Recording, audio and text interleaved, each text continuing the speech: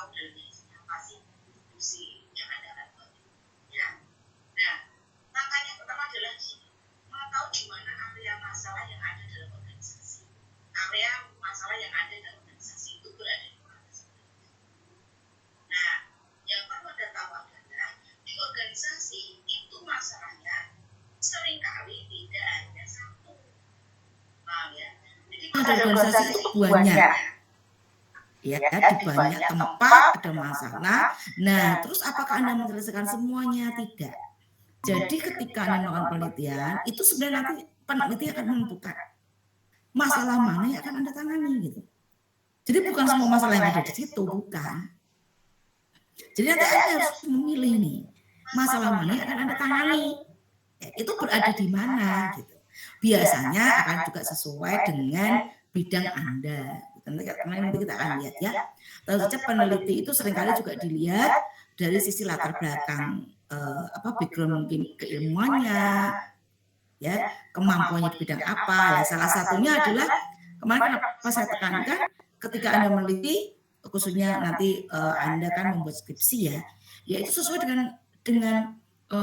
dengan konsentrasi Anda. Gitu. Ya karena dianggap Anda memang punya kemampuan di situ gitu. Sehingga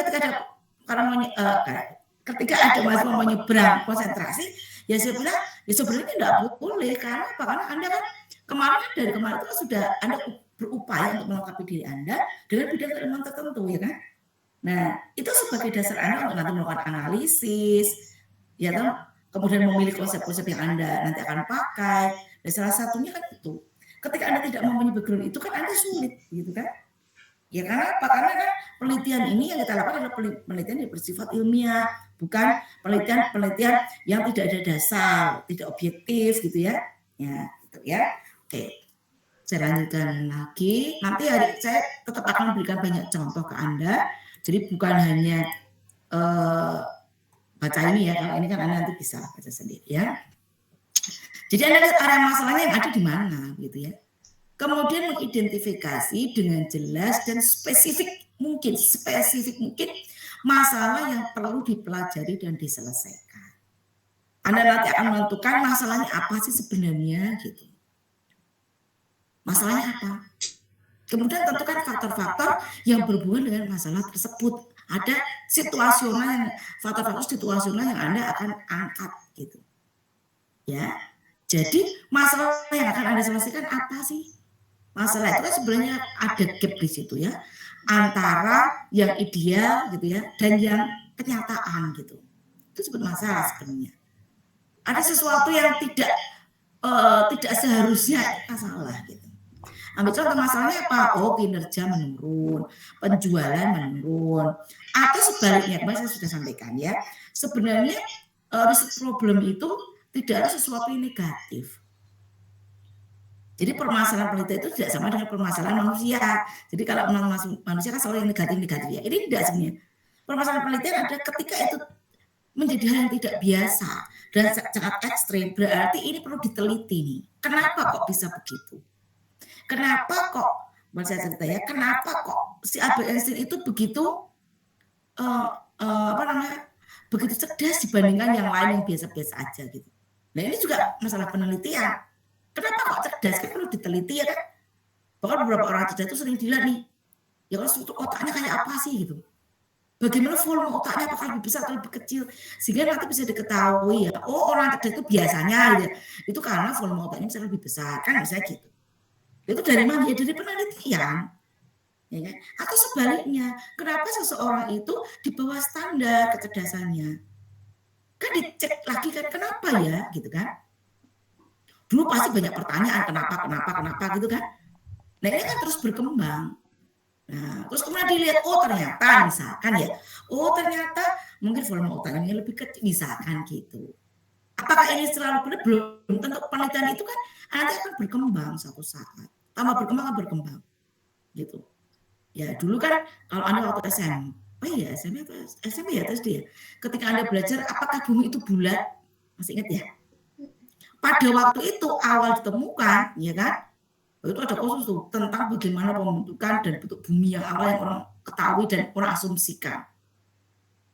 Bahkan pernah ya ada bumi itu seperti uang logam. Paham ya? Itu awalnya itu. Lah waktu itu ditemukan, wah itu sudah dipercaya itu. Karena melewati satu penelitian-penelitian zaman dulu tuh orang juga udah pinter-pinter ya. Nah, waktu itu ditemukan itu, lah itu dipercaya. Sampai kemudian muncul satu penemuan baru dengan argumen yang lebih kuat gitu ya, sehingga akan muncul konsep baru. Tapi waktu itu yang dipercaya itu, ya itu yang dipercayai orang gitu. Jadi apakah penelitian itu kemudian hasilnya akan terus-menerus begitu, terus kadang-kadang muncul sesuatu yang baru gitu kan.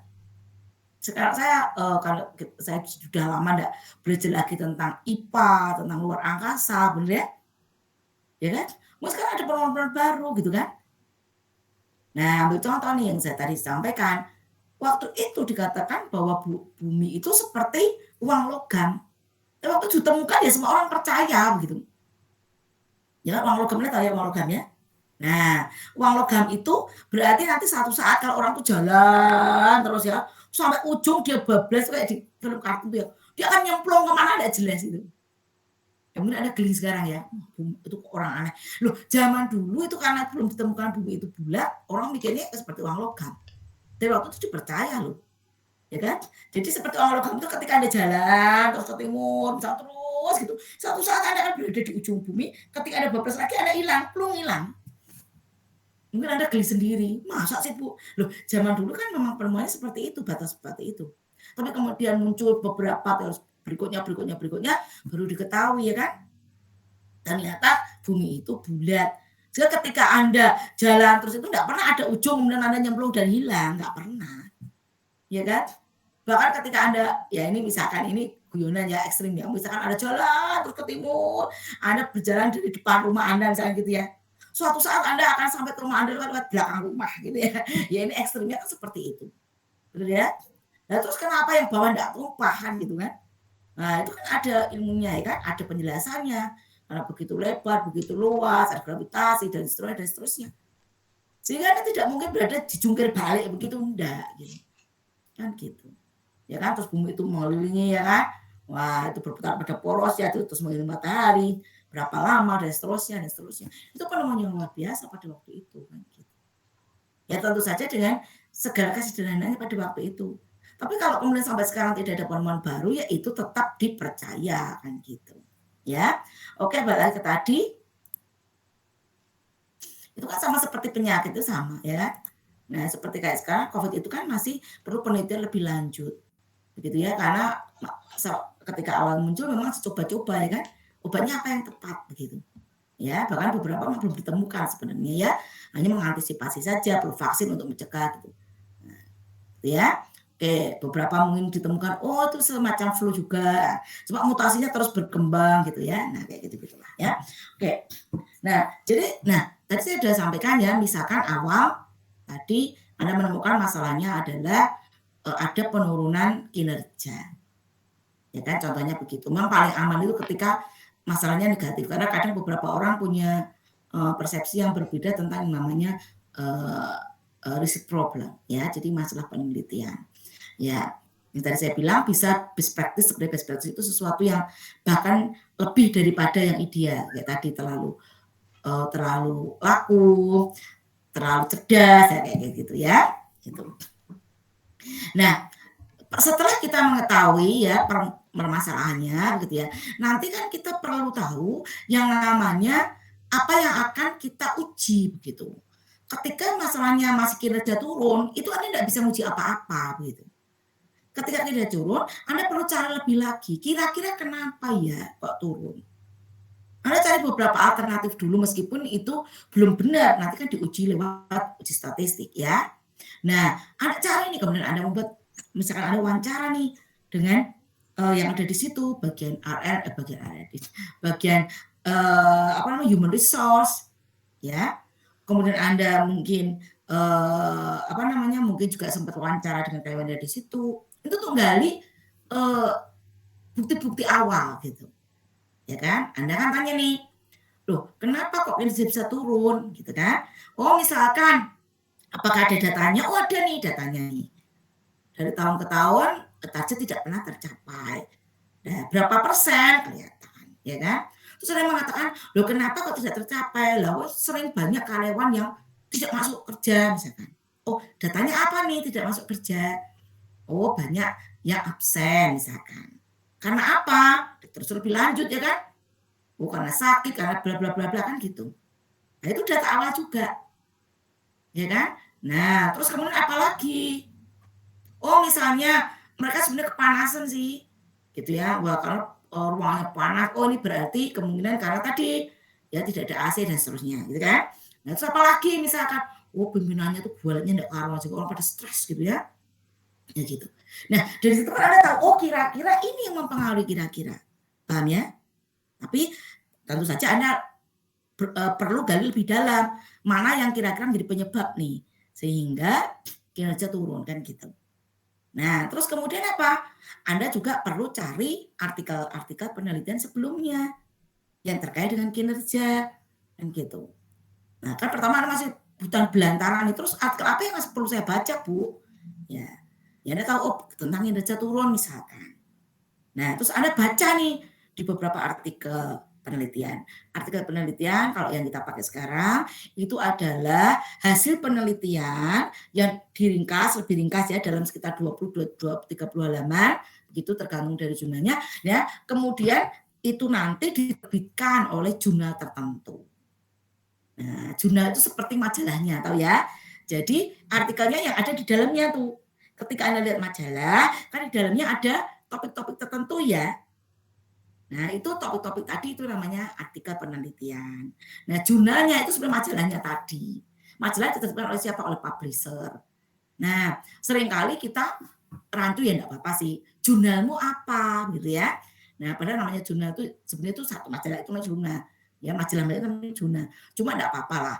Jadi yang penting Anda paham adalah berarti artikel penelitiannya apa gitu yang Anda pakai. Nah, kemudian Anda kan lihat nih penelitian sebelumnya. Oh, kalau kita bandingkan dengan apa yang akan kita ungkap di lapangan, itu ternyata apa? Oh, absen itu mungkin berkaitan dengan apa? Misalkan absen itu dengan disiplin kerja. Oh, karena di penelitian sebelumnya pernah ada nih disiplin kerja berpengaruh terhadap kinerja. Oh, berarti ini yang kira-kira saya ambil. Karena kan absen mempengaruhi kinerja tidak ada, benar kan? Di penelitian sebelumnya kalau Anda pakai absen mempengaruhi kinerja mungkin tidak ada. Tapi ketika disiplin mempengaruhi kinerja ada, ya sudah. Itu kan mendekati ya. Jadi Anda kan perlu membuat konsep variabel yang akan Anda uji nantinya. Terus apalagi nih? Lampu mempengaruhi kinerja karena ruangannya gelap. Tapi kan tidak ada penelitian sebelumnya mengatakan bahwa lampu mempengaruhi kinerja. Yang ada apa? Lingkungan fisik. Oh, berarti itu. Lingkungan fisik mempengaruhi kinerja. Gitu ya. Apalagi nih yang nanti kira-kira bisa Anda uji. Oh, misalkan pemimpin galak. Pemimpin galak itu tidak ada. Apakah kegalakan pemimpin mempengaruhi kinerja? Kan tidak ada di artikel penelitian sebelumnya. Apa nih yang ada? Oh, yang ada adalah gaya kepemimpinan misalkan. Gaya kepemimpinan dia kan mungkin galak, lembut, otoriter, partisipatif gitu kan. Oh, berarti gaya kepemimpinan mempengaruhi kinerja. Jadi Anda punya nih beberapa artikel penelitian sebelumnya. Dan Anda punya banyak di situ artikel ternyata ada yang terbukti dan tidak. Jadi menjadi gap riset Anda bagi Anda. Artinya apa? Penelitian sebelumnya terkait dengan disiplin mempengaruhi kinerja, gaya kepemimpinan itu ada yang terbukti ada yang tidak. Berarti ini kesempatan bagi Anda juga, berarti masih ada kesempatan untuk Anda mengulang kembali hubungan antar variabel itu untuk objek yang Anda pilih. Sehingga Anda tentukan nih pertanyaan penelitiannya, benar ya? Tadi apa pertanyaan penelitian? Oh, disiplin mempengaruhi kinerja. Apalagi tadi misalkan lingkungan fisik mempengaruhi kinerja atau lingkungan saja boleh, tapi nanti Anda definisi operasional pakai fisik. Ya. Terus apa lagi nih? Oke, kemarin mempengaruhi kinerja. Berarti Anda punya 3 pertanyaan penelitian. Jadi perumusan masalah deskripsi itu biasanya langsung ke pertanyaan penelitian, tapi masalahnya perlu Anda tulis juga bahwa di objek ini terjadi apa? Penurunan kinerja. Ini menjadi permasalahan yang Anda akan ungkap dengan pertanyaan penelitian ada 3, yaitu apa tadi? Disiplin, mempengaruhi kinerja. Nah, gitu. Tapi pertanyaannya kan tulisannya begini, apakah disiplin berpengaruh terhadap kinerja? Apakah lingkungan berpengaruh terhadap kinerja? Apakah gaya kepemimpinan berpengaruh terhadap kinerja? Paham sampai situ ya? Nah, terus kemudian ini nanti yang Anda jadikan dasar untuk membuat hipotesis atau jawaban sementara. Apakah berpengaruh? Ya nanti dibuktikan pakai alat analisis statistik gitu. Paham ya? Nah, sehingga ketika nanti Anda membuat skripsi, itu tadi Anda lakukan. Anda gali ada masalah enggak? Kira-kira penyebabnya apa? Yang mempengaruhi apa? Itu dijadikan sebagai pertanyaan penelitian. Kan gitu. Ya. Mungkin ada yang bertanya lagi, loh Bu, itu enggak ada arahnya ya positif atau negatif? Ya, nanti Anda gali lebih lanjut. Oh Bu, ternyata gaya kepemimpinan itu ada yang mengatakan berpengaruh positif, ada yang berpengaruh negatif. Berpengaruh positif itu artinya searah. Ketika gaya kepemimpinannya semakin cocok dengan lingkungan, maka kinerja akan semakin baik. Gaya kepemimpinannya semakin tidak cocok, ini semakin jelek. Itu berarti hubungannya positif, searah. Tahu ya? Atau misalkan disiplin lah. Disiplin kerja semakin baik, maka kinerja semakin baik. Disiplin semakin lemah, maka kinerja semakin lemah. Itu searah kan? Naik ya. Disiplin naik, kinerja naik. Disiplin turun, kinerja turun. Itu namanya adalah hubungan positif secara statistik. Nah, tapi mungkin ada juga yang satu yang mengatakan disiplin naik, kinerja turun, disiplin naik. Wah, itu berarti disiplin turun, kinerja naik. Berarti itu namanya berkebalikan atau negatif. Ketika Anda mau menentukan arah, itu berdasarkan dari hasil kajian penelitian sebelumnya. Paham ya? Nah, terus kemudian kalau Anda tidak tahu arahnya, Bu, saya tidak tahu arahnya, Bu, ada yang positif, ada yang negatif, ya sudahlah saya pakai berpengaruh saja, itu tidak apa-apa. Itu namanya Anda pakai two tail atau dua sisi. Ketika Anda pakai dua sisi, berarti tidak ada arahnya, cuma berpengaruh begitu saja. Dan soal nanti positif negatif tergantung hasil analisis hasil statistiknya kayak apa, analisis statistiknya. Ketika nanti nilai B positif berarti hubungan positif. Itu berarti Anda di depan tidak menentukan arah. Paham ya? Nah, mungkin ada bingung, Bu, apakah ada yang seperti itu? Ada. Stres itu saya punya bimbingan, ada stres itu ketemunya positif loh. Jadi awalnya dia itu berpikir stres itu mengalami negatif. Tapi ternyata hasilnya positif. Dia kaget, Bu, kok hasil saya positif ya, Bu? Anda lihat lagi konsep-konsep tentang stres dari artikel penelitian sebelumnya. Oh, ternyata ada, Bu. Dulu pernah ada penelitian, stres itu berpengaruh positif terhadap kinerja. Dasarnya apa nih? Konsepnya begini, Bu. Wah, begini ya. Tentu saja bukan ngarang ya. Dikatakan bahwa orang dengan stres sampai tingkat tertentu itu malah memacu adrenalin. Juga dia apa malah rajin banget itu. Kan ada ya. Orang stres malah rajin ya. Wah, kinerjanya malah meningkat. Ya, saya suka guyon sama teman-teman juga. Kalau kamu pas marah, mending apa? Salurkan energi untuk nyapu, untuk apa? Malah bersih banget itu. Waktu dia marah nyapu cepet-cepet gitu. Daripada bandingin piring gitu ya. Nah, ini ada yang seperti itu. Di keuangan juga ada. Berpikirnya positif, ketemunya negatif. Nah, ternyata apa? Penelitian sebelumnya itu juga pernah ada ketemu seperti itu. Nah, ini yang perlu Anda gali. Biasanya ketika tidak sesuai dengan hipotesis, ini memang Anda perlu upaya lagi untuk mempelajari konsep-konsep yang ada. Nah, ini biasanya tambah pekerjaan sih, tapi menarik sebenarnya. Gitu ya, atau tidak berpengaruh nantinya. Oke lah, nanti ya. Nah, sampai sini Anda paham? Paham ya? Nah, nanti kemudian Anda perhatikan. Kemudian kan nanti Anda akan menentukan yang namanya hipotesis. Benar enggak?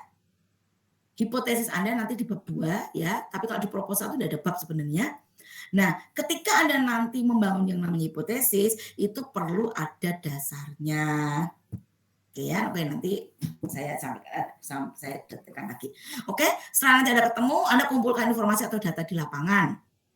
Ya, nanti kumpulkannya bagaimana? Oke, nanti kita bahas. Berikutnya, setelah data Anda kumpulkan, Anda analisis. Karena Anda pakai kuantitatif, biasanya Anda pakai kuantitatif, ya berarti Anda pakai alat statistik. Anda masukkan, Anda run gitu ya. Nah, nanti muncul hasil nih. Nah, kemudian Anda kembangkan penjelasan untuk masalah. Oh, ini loh hasilnya begini, penyelesaian masalahnya ini. Kemudian karena ini riset bisnis, Anda sampaikan kepada manajer, ini loh. Ternyata terbukti nih. Kayak kepemimpinan mempengaruhi kinerja. Kinerjanya jelek, jangan kayak kepemimpinannya enggak pas. Nah, gitu. Tentu saja Anda besok ketika Anda memberikan saran bersifat manajerial ya atau bersifat praktis, ya Anda jangan terlalu keras. Kan Anda peneliti sudah dibantu juga oleh perusahaan ya. Jadi Anda boleh memberikan saran, oh ternyata kayak kepemimpinan mempengaruhi gitu. Ya, jangan sampai Bapak tuh gaya kepemimpinan salah tuh Pak, ya Anda bisa dimarahi sama yang punya perusahaan, ya kan. Sudah dibolehkan untuk penelitian gitu. Jadi ketika memberi saran juga perlu lihat situasi kondisi dengan cara yang baik, dengan dengan bahasa yang baik juga ya. Oke. Nah, itu yang disebut penelitian yang mana? Karena tadi saya sampaikan yang namanya penelitian itu kan proses, serangkaian kegiatan. Jadi seluruh langkah-langkah ini adalah penelitian gitu. Jadi nama penelitian yang mana? Ya semua. Ketika Anda mulai menggali masalah, terjun lapangan gitu ya, sampai kemudian ada hasil keputusan kesimpulan, itu semua masuk di penelitian gitu. Paham sampai situ ya? Jadi semua langkah di atas ini yang disebut dengan penelitian. Makanya penelitian itu melibatkan serangkaian kegiatan atau proses di situ. Tentu saja karena ini ilmiah difikirkan dengan matang, kemudian dilaksanakan. Makanya kan ada proposal kan Anda, ya. Nah, Anda nanti pas Anda itu proposal juga diujikan, karena kan ini kan usulan kegiatan untuk menggali, untuk menyelesaikan masalah, itu apakah sudah benar atau belum. Jadi ada persiapan yang matang juga, kan gitu. Ya, jadi bukan sembarangan. Makanya di tempat kita proposal juga diuji juga. Gitu. Kalaupun tidak diuji secara spesifik, pasti pembimbing Anda akan melihat dengan detail apakah benar atau tidak langkah-langkahnya, kan gitu. Karena ini dipikirkan dengan matang. Dan apakah dilaksanakan atau tidak? Nanti kita akan lihat ya. Saya pernah punya bimbingan tuh kajian juga sih, dia sudah bagus ya. Wah, ternyata dia tidak bisa ambil data di lapangan. Bu, saya ganti loh. Kenapa? Kan sudah bagus proposalnya. Ya ternyata saya benar-benar tidak bisa ambil data, Bu. Nah, gitu. Makanya di awal itu Anda perlu pikirkan ya. Mungkin Anda terlalu ideal dengan cita-cita Anda, dengan ide Anda. Tapi Anda perlu tahu juga bagaimana cara mendapatkan data. Ketika mendapatkan datanya bermasalah, kalaupun bisa itu lama waktunya, itu Anda tidak bisa cepat lulus gitu kan. Nah itu akan jadi masalah. Makanya di awal Anda sudah pikirkan bahwa nanti saya bisa ambil data loh. Gitu. Ya saya pernah itu mengalami bimbingan saya ya. Bagus, saya juga waduh udah oke lah, bagus malah. Tapi dia awalnya kan cukup pede untuk bisa ambil data. Ternyata tidak bisa ambil data. Dia ganti itu Anda bisa bayangkan.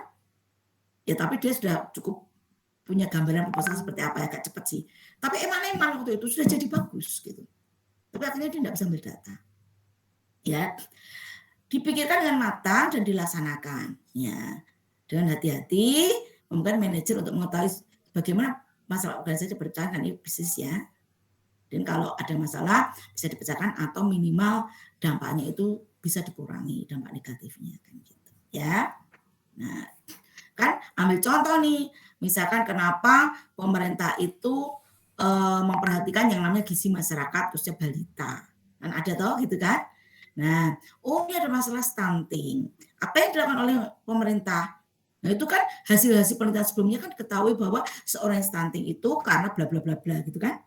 Sehingga apa yang dilakukan oleh pemerintah? Pemerintah memberikan gizi-gizi tambahan. Ya kan? Wah, itu juga hasil penelitian dari berbagai macam sisi nih. Saya kemarin sempat dapat cerita nih, ada ibu-ibu yang cerita juga. Jadi beberapa gizi, ada balita mungkin kurang gizi ya, ada stunting juga. Nah, terus pemerintah kan melakukan tindakan nih. Nah, melakukan tindakan pun itu juga berdasarkan hasil-hasil penelitian sebelumnya atau hasil kajian juga. Ibu-ibu ada yang cerita ke saya nih. Waktu itu kita bertiga ya cerita, awalnya bukan cerita tentang kekurangan gizi balita sih, tapi karena salah satu ibu memang bekerja ya di puskesmas begitu, salah satunya mengurus itu, ibu cerita bahwa kemarin itu saya ini kadang ada masalah juga di lapangan.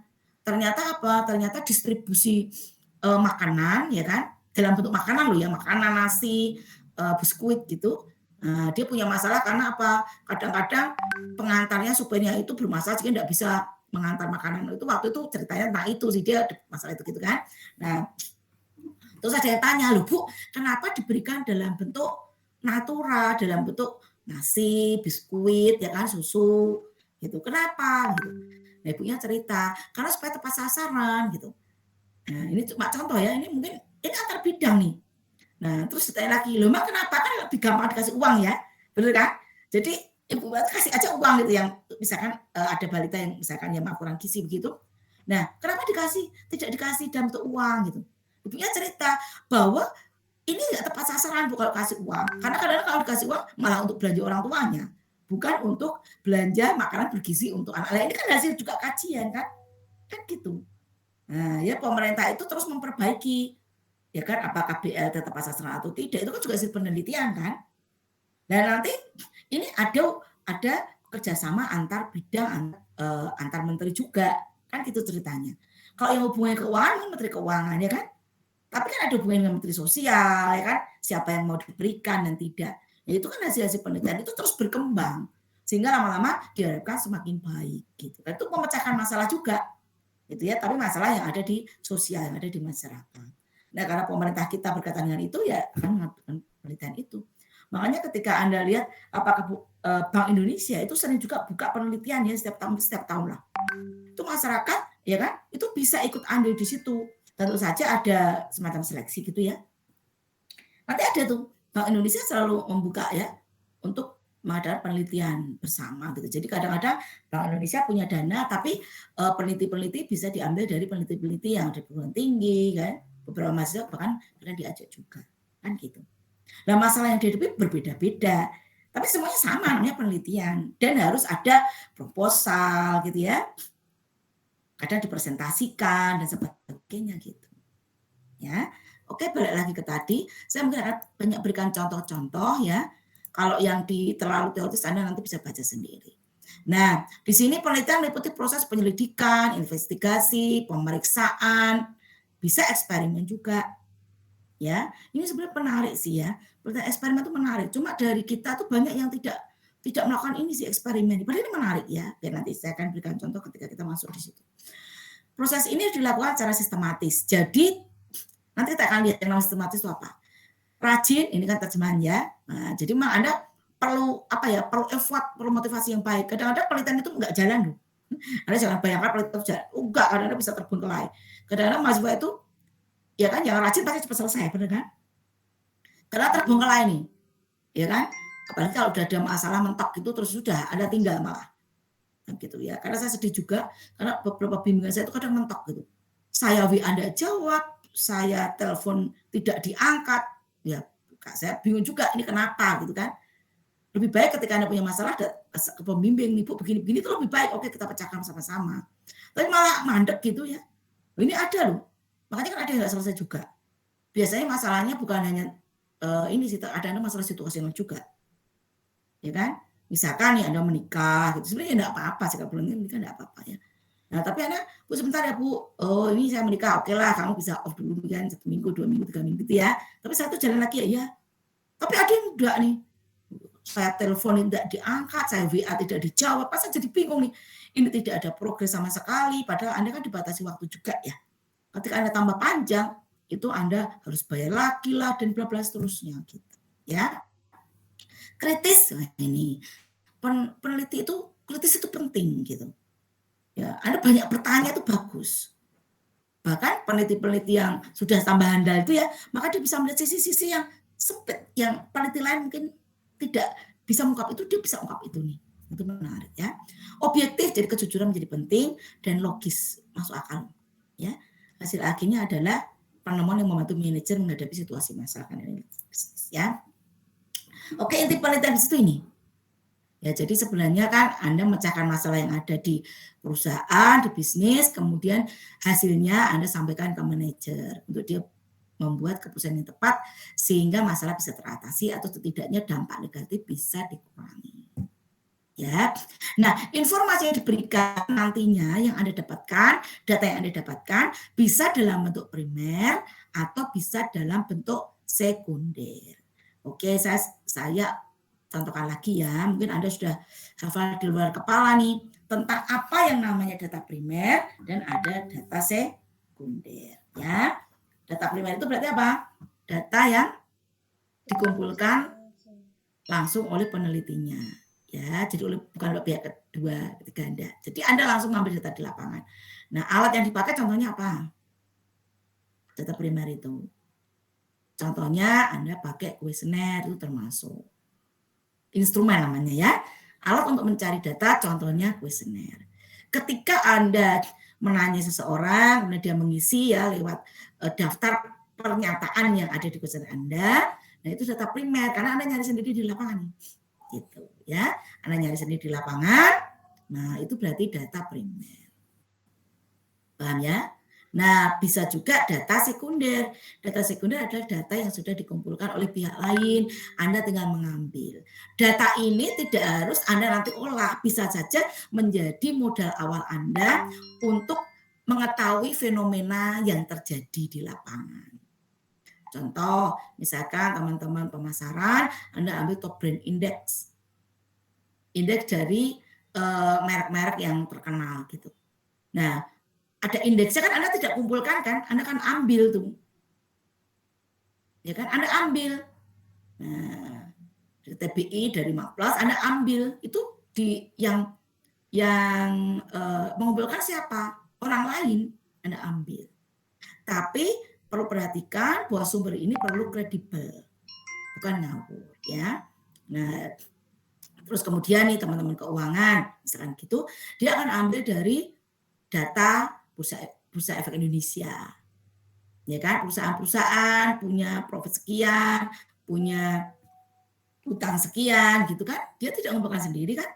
Dia ngambil data dari pihak lain yang sudah mengumpulkannya. Sudah, berarti itu data sekunder. Nah, apakah data ini Anda olah? Belum tentu, bisa saja sebagai dasar saja di bab 1, di bab awal. Gitu. Terus misalkan Anda ingin tahu nih jumlah penduduk, jumlah balita, kan Anda tidak perlu ngitung kan? Di Semarang jumlah balitanya berapa? Kalau Anda mau data primer ya silakan, tapi menurut saya cari kerjaan. Ya kan? Kan berarti Anda datang ke rumah-rumah, Bu punya balita enggak, Bu, umurnya sekian. Itu bisa berapa tahun Anda enggak selesai. Benar kan? Kan Anda bisa lihat kan? Dari data kependudukan lewat BPS kan bisa. Kalau Anda ingin lihat data kelurahan, Anda juga tinggal datang ke kelurahan, Anda tanya ke situ. Boleh, Bu, ya boleh, kenapa enggak? Itu kan data sekunder. Ya kan? Nah, kalau data sekunder ya Anda tidak perlu cari sendiri sepanjang datanya memang bagus, valid, kredibel ya. Jadi pengumpul datanya juga kredibel. Apalagi jumlah penduduk Indonesia, maksud Anda mau kayak petugas sensus, ya kan? Pemerintah sendiri tidak setiap tahun loh buat sensus, ya kan? Karena apa? Biayanya besar, waktunya panjang, ya kan? Butuh tenaga yang ekstra gitu kan? Makanya pemerintah sendiri untuk melakukan sensus penduduk juga tidak setiap tahun. Dan Anda kan tinggal ngambil saja gitu. Tapi nanti jangan lupa ya, nanti kita akan bahas lebih lanjut apakah datanya itu data langsung Anda ambil atau tidak. Nah, biasanya mahasiswa ada kesalahan juga sih.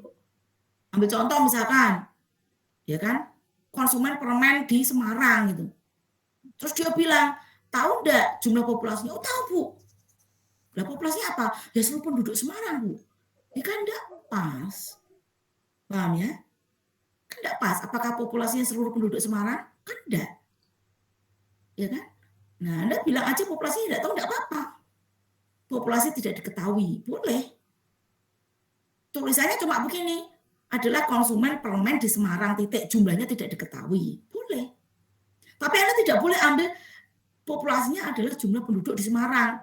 Sejumlah berapa juta. Yaitu bukan. Apakah dia selalu konsumen permen? Kan enggak juga. Nah itu mahasiswa juga begitu. Jadi ketika dia menghitung jumlah sampel yang akan diambil, itu pakainya N-nya, N itu populasi, ambil jumlah penduduk yang enggak pas. Pahamnya kan enggak pas.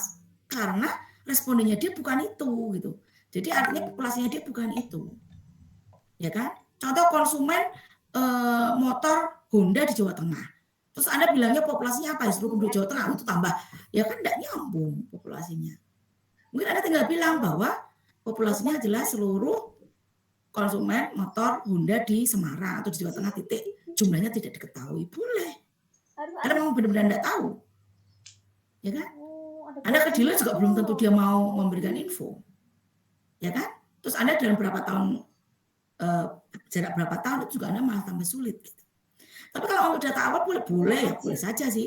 Tapi nyambung enggak dengan penelitian Anda. Gitu. Tapi ketika Anda butuh data-data itu, ya Anda tinggal ambil aja data yang ada di pihak lain yang dia mempunyai data itu. Gitu. Boleh ya boleh. Itu namanya data sekunder. Ya. Tapi apakah nanti diolah? Ya terserah Anda kan kalau penelitian teman-teman finance karena diambil dari Bursa Efek Indonesia nanti diolah ya enggak apa-apa. Atau kalau teman-teman pemasaran diambil top brand index tidak diolah, itu hanya untuk mengangkat apakah ada masalah tidak di awal itu. Dia tidak ngolah itu, boleh. Itu sebagai data awal saja untuk mengetahui situasi fenomena yang ada di lapangan. Ya, oke. Ada beberapa yang memang harus data primer, itu ada juga. Ya kan? Ambil contoh nih, ya. Ini kan kita tadi contohnya adalah beberapa contoh yang ada di ilmu sosial, ya kan?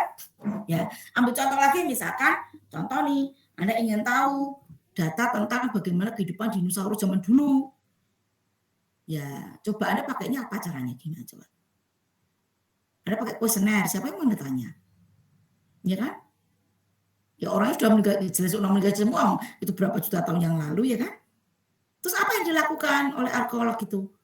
Ya, dia kadang apa? Dia akan dia baca beberapa literatur, ya kan? Terus kemudian dia mendatangi satu tempat, bahkan dia hanya apa? Ngorek-ngorek tanah nih, gitu. Tapi ada data sekunder, ada. Ya, kecuali data sekunder adalah hasil penelitian sebelumnya boleh dijadikan dasar untuk mengetahui fenomena awal. Kita dia pengen tahu lebih lanjut, ya dia pakai data-data primer, gitu. Dia cari langsung. Ya. Kayak observasi juga sama, ya nanti kan kita akan lihat ya. Mungkin saya akan berikan nanti contohnya lagi, ya supaya Anda lebih mudah memahami ya. Ya, jadi saya tidak hanya teori saja, oke? Data itu bisa juga kuantitatif, bisa juga dalam bentuk kualitatif. Kalau data kuantitatif memang biasanya data disajikan dalam bentuk angka ya. Ya, pertanyaannya terstruktur, teman-teman keuangan, jadi nanti datanya kuantitatif. Data kualitatif itu data dalam bentuk kata-kata. Dihasilkan dari jawaban luas pertanyaan, atas pertanyaan, dan wawancara. Itu tanggapan dari pertanyaan terbuka, ya, melalui observasi ya, atau dari informasi yang sudah tersedia yang dibawakan dari berbagai sumber seperti internet. Oke? Nah, Anda perhatikan ada data kuantitatif, ada data kualitatif. Data kuantitatif biasanya dalam bentuk angka. Anda bisa dapat dan Anda analisis ya. Bisa dijadikan data awal, di babak awal, atau Anda nanti olah. Bisa juga data dalam bentuk kualitatif. Contoh ketika Anda wawancara dengan bagian human resource, dengan bagian SDM di situ. Kan tidak bentuk angka ya. Ya. Atau ada juga dalam bentuk angka ketika Anda tanya, boleh enggak kita tahu jumlah targetnya berapa, realisasi berapa, udah nanti dikasih angka. Tapi beberapa dia akan cerita gitu. Ya kan, itu dalam bentuk kata-kata. Ya, lah yang kalau Anda pengen ideal sekali nih, sebenarnya wawancara itu, hasil wawancara itu perlu direkam, kemudian di script. Ya, tapi saya tidak tuntut itulah, dan pemimpin tempat kita juga nggak tuntut seperti itu sih. Ya, tapi ketika Anda mau serius di script nih, di script hasil wawancara itu diketik gitu. Ya, supaya nanti dianalisisnya benar enggak gitu. Makanya beberapa ada yang triangulasi, nanti saya akan jelaskan lagi. Jadi aslinya data wawancara itu dalam bentuk kualitatif kata-kata gitu ya. Kemudian Anda terjemahkan, Anda analisis. Kalau Anda mau serius ya, apalagi kalau kemudian data itu Anda olah, itu memang sebaiknya hasil wawancara itu dibuat skrip, diketik gitu. Buat itu minta ampun, satu pekerjaan yang luar biasa. Makanya beberapa peneliti itu kadang malas dalam tanda petik dia melakukan penelitian kualitatif, ya salah satunya kayak tadi. Apalagi kalau wawancaranya berjam-jam, waduh itu ngetiknya minta ampun. Nah, ketik. Kemarin saya penelitian salah satunya untuk Prasoft itu saya pakai yang namanya riset eksploratory pendahuluan, ya kan, dengan wawancara mendalam. Bu, saya skrip bener-bener. Di awal saya pakai cuma 15 orang itu untuk data awal saja. Jadi saya wawancara ya, dan beberapa orang masing-masing sekitar 45 menit sampai 1,5 jam. Saya skrip bener-bener, saya ketik gitu hasilnya. Nah, untung sekarang ini kan ada alat ya, jadi Anda bisa pakai handphone Anda untuk merekam, kan bisa. Nah, bahkan saya takut nanti kalau datanya bermasalah, saya pakai 2 alat nih, ya kan? Saya pakai handphone, saya pakai tablet gitu, ya. Kemudian ketika wawancara, ya dua-duanya saya kan, jadi saya punya 2 record gitu, jadi untuk backup gitulah. Karena ketika kita satunya bermasalah, Anda buka Anda bisa, nah itu wawancara lagi itu kan tidak gampang. Berarti orang yang sama, dia mungkin malas sudah gitu ya. Dia mau diajak wawancara jodoh bagus gitu ya. Jadi kita perlu persiapkan alat gitu ya. Saya lakukan 2 untuk jaga-jaga, ya kan. Pakai yang handphone sama tablet gitu ya. Kemudian apa hasilnya? Rekamannya itu saya dengarkan. Ya, saya pakai beberapa alat sebenarnya untuk membuat skrip. Sekarang ada yang namanya aplikasi speech. Ya, mungkin Anda malah tahu ya, di Play Store itu ada namanya speech apa sih saya lupa ya. Speech apa gitu. Itu alat untuk mengubah suara menjadi kalimat, kata-kata gitu. Nah, cuma masalahnya adalah ya menurut saya alatnya memang perlu diupgrade terus ya. Jadi ada yang hasil wawancara itu bisa langsung dibuat kata-kata itu lancar sekali. Tapi ketika wawancara itu kan kadang-kadang ada yang diwawancara itu terlalu cepat, nggak jelas. Wah, itu kata-kata yang muncul dari hasil aplikasi itu nggak karu-karuan. Kalau sudah seperti itu saya nyerah, saya pakai manual. Caranya bagaimana? Saya dengarkan itu, kemudian saya ketik. Capek, ya capek lah, mau kecepatan suara dengan kecepatan ngetik saya beda. Ya kan? Gitu kan? Padahal saya sudah pakai 10 jari cepet, itu waduh sampai apa tadi? Balik lagi. Untung sekarang rekaman itu bisa kita ulang-ulang ya. Bahkan beberapa bisa di setel untuk kecepatannya. Nah, kita ketik gitu. Nah, ya karena ada hubungan dengan sekolah ya, pasti dia akan dicek bener enggak wawancaranya kemarin hasilnya kayak apa gitu. Tapi dulu saya pernah juga penelitian itu juga sama ya, saya pakai kualitatif ya kan. Terus ada juga penelitian yang bersifat karena ada kerjasama dengan perusahaan begitu.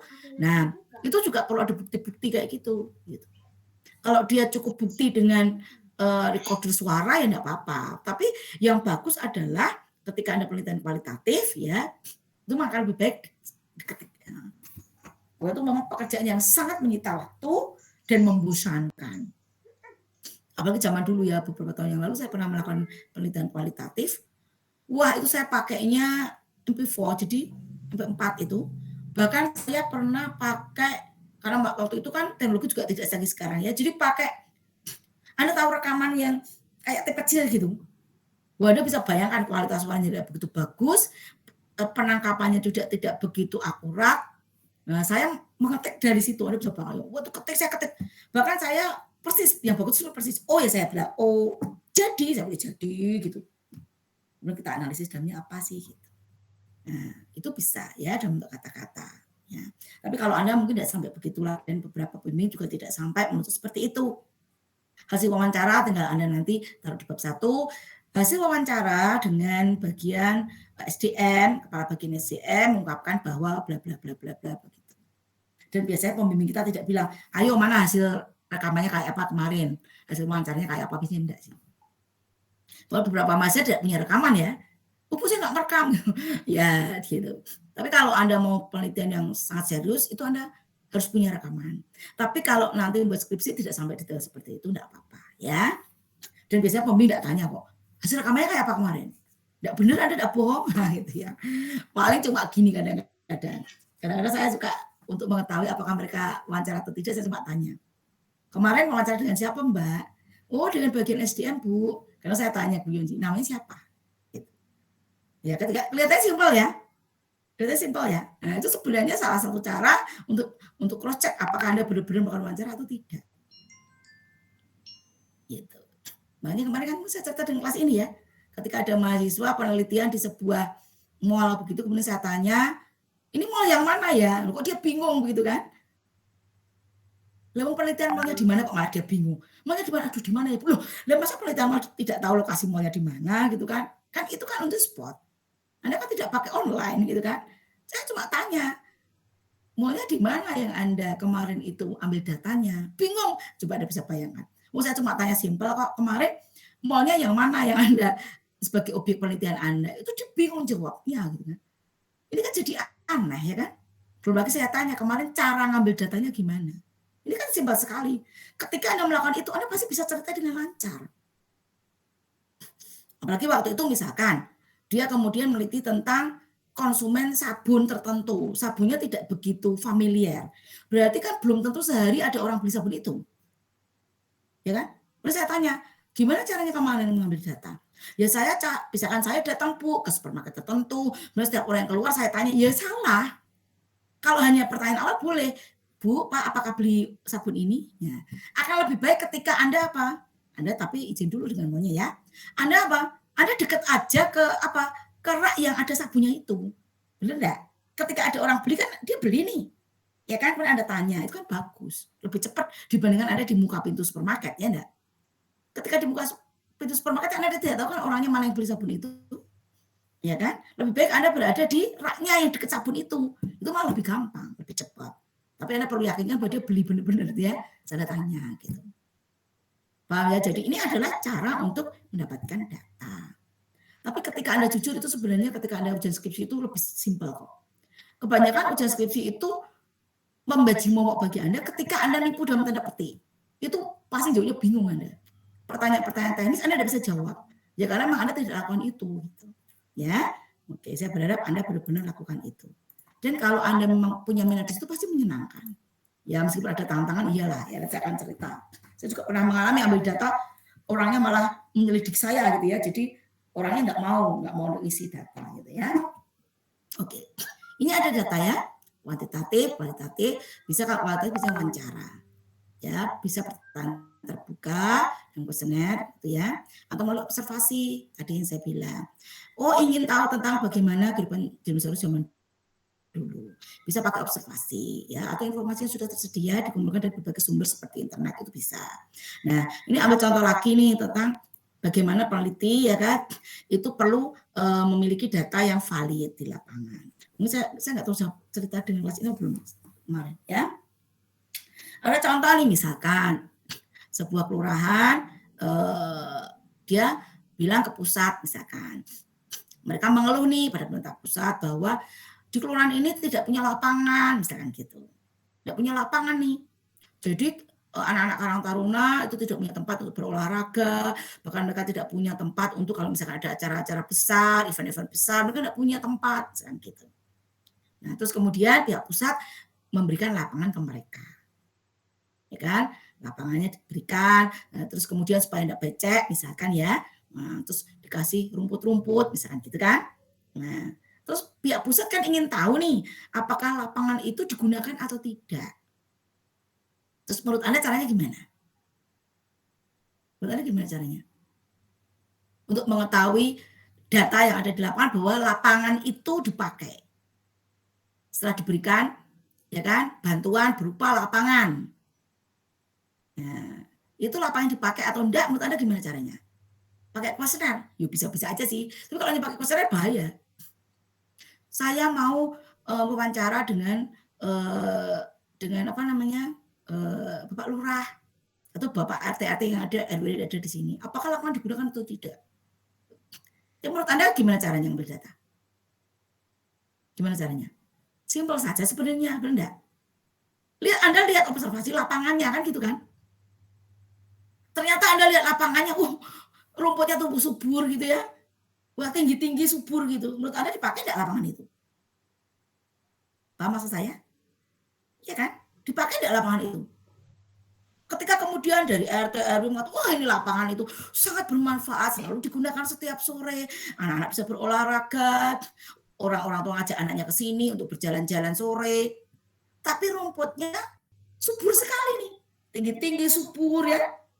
Berarti kan kelihatan bahwa lapangan tidak pernah diinjak, juga tidak pernah. Iya kan? Benar enggak? Nah, Anda harus cara seperti itu ya. Nah, ini peneliti itu butuh juga kreatif juga untuk mencari data. Kan gitu. Sehingga ketika lapangannya itu rumputnya subur, Anda tahu bahwa lapangan ini tidak pernah digunakan. Jadi ini perlu observasi kan gitu. Ya, perlu observasi kan, waduh, terus Anda, waduh, ini lapangan tidak pernah digunakan. Terus tanya nih, pada Pak RW yang di situ, Pak, apakah lapangan digunakan? Oh, selalu digunakan setiap sore. Maaf Pak, kenapa rumputnya kok kelihatan tidak pernah diinjak ya Pak? Loh, itu kan eman-eman, rumputnya subur begitu, masa diinjak-injak. Lah, kan harus jadi kelihatan lapangan tidak pernah dipakai. Padahal tujuannya adalah lapangan itu dipakai. Meskipun nanti kemudian rumputnya kelihatan terinjak, ya itu lebih bagus karena sesuai dengan tujuan awal. Dibandingkan dengan menjaga rumput supaya tetap subur dan tidak terinjak. Kan gitu. Paham ya? Nah, ini biasanya memang perlu. Nah, ini contoh nih pemerintah juga punya tim-tim untuk terjun seperti itu. Dan gitu ya. Nah, jadi ini peneliti itu memang perlu kreatif juga. Kadang ada nyerah duluan, saya enggak bisa ambil data pula gitu. Karena perlu ya, tapi etika harus ada. Ya, dan Anda tidak boleh sembarangan malam-malam ya lompat pagar gitu ya, kemudian membujuk penjaganya untuk Pak tolong bukakan Pak, saya mau cari arsip, ya tidak bisa, nanti bisa ditangkap gitu kan. Itu kan ada etika ya. Oke, itu adalah contoh bagaimana mencari data yang valid, dan nanti data yang Anda kumpulkan caranya bisa macam-macam ya, bisa pakai observasi juga. Oke, tapi kalau Anda biasanya kalau observasi biasanya Anda survei awal di lapangan saja sih ya. Ketika Anda ambil data, Anda bisa pakai data primer tapi lewat kuesioner. Tapi karakteristik penelitian yang baik ya, itu merupakan satu proses pendidikan atau suatu masalah. Tidak ada masalah, tidak ada penelitian. Nah, ini penting ya, Anda perlu menggunakan yang namanya metode ilmiah. Nanti kita akan bahas. Jadi metode ilmiah, bukan sembarang. Ya. Terus menemukan solusi atau masalah jabatan pertanyaan penelitian untuk menambah pengetahuan ya. Jelas nanti kan ada kan manfaat penelitian ya. Mengikuti kegiatan penetapan pemecahan masalah. Nah, ini tadi saya sudah sampaikan ke Anda. Jadi ini urutannya nih. Anda perlu tahu masalahnya apa. Sekali lagi, masalah yang Anda pecahkan itu belum tentu semua masalah yang ada di perusahaan. Anda pilih aja. Kemudian Anda membentuk yang namanya hipotesis. Nah, tadi saya sudah sampaikan, Anda di awal itu kan sudah punya yang namanya rumusan dan pertanyaan penelitian. Benar tadi ya? Contohnya tadi kan, contohnya adalah disiplin kerja mempengaruhi kinerja. Kenapa Anda bisa menemukan namanya variabel tadi, disiplin? Karena dari penelitian sebelumnya dipakai istilah itu. Gitu. Nah, dan Anda memang harus menggunakan artikel penelitian yang ada. Jadi Anda tidak boleh mengarang sendiri variabel. Kecuali nanti ya mungkin tingkat lanjut Anda boleh. Bu, ternyata tidak pernah ada variabel itu. Nah, itu Anda bisa menamai variabel.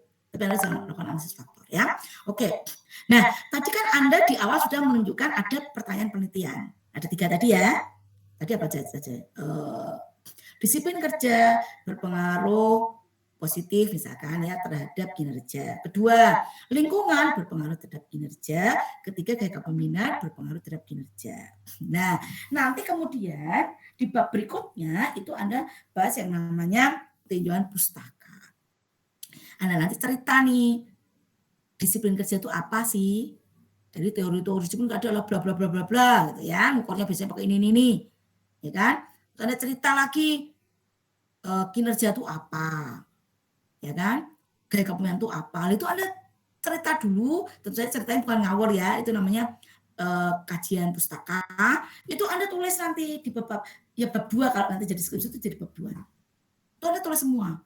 Bu, seberapa luas sih Bu? Karena ada yang mahasiswa mulai dari MSDM adalah itu ya boleh. Ya. Tapi kalau Anda beberapa ada juga yang langsung bilang kinerja itu penting, bla bla karena begini-begini. Kinerja adalah ini menurut siapa?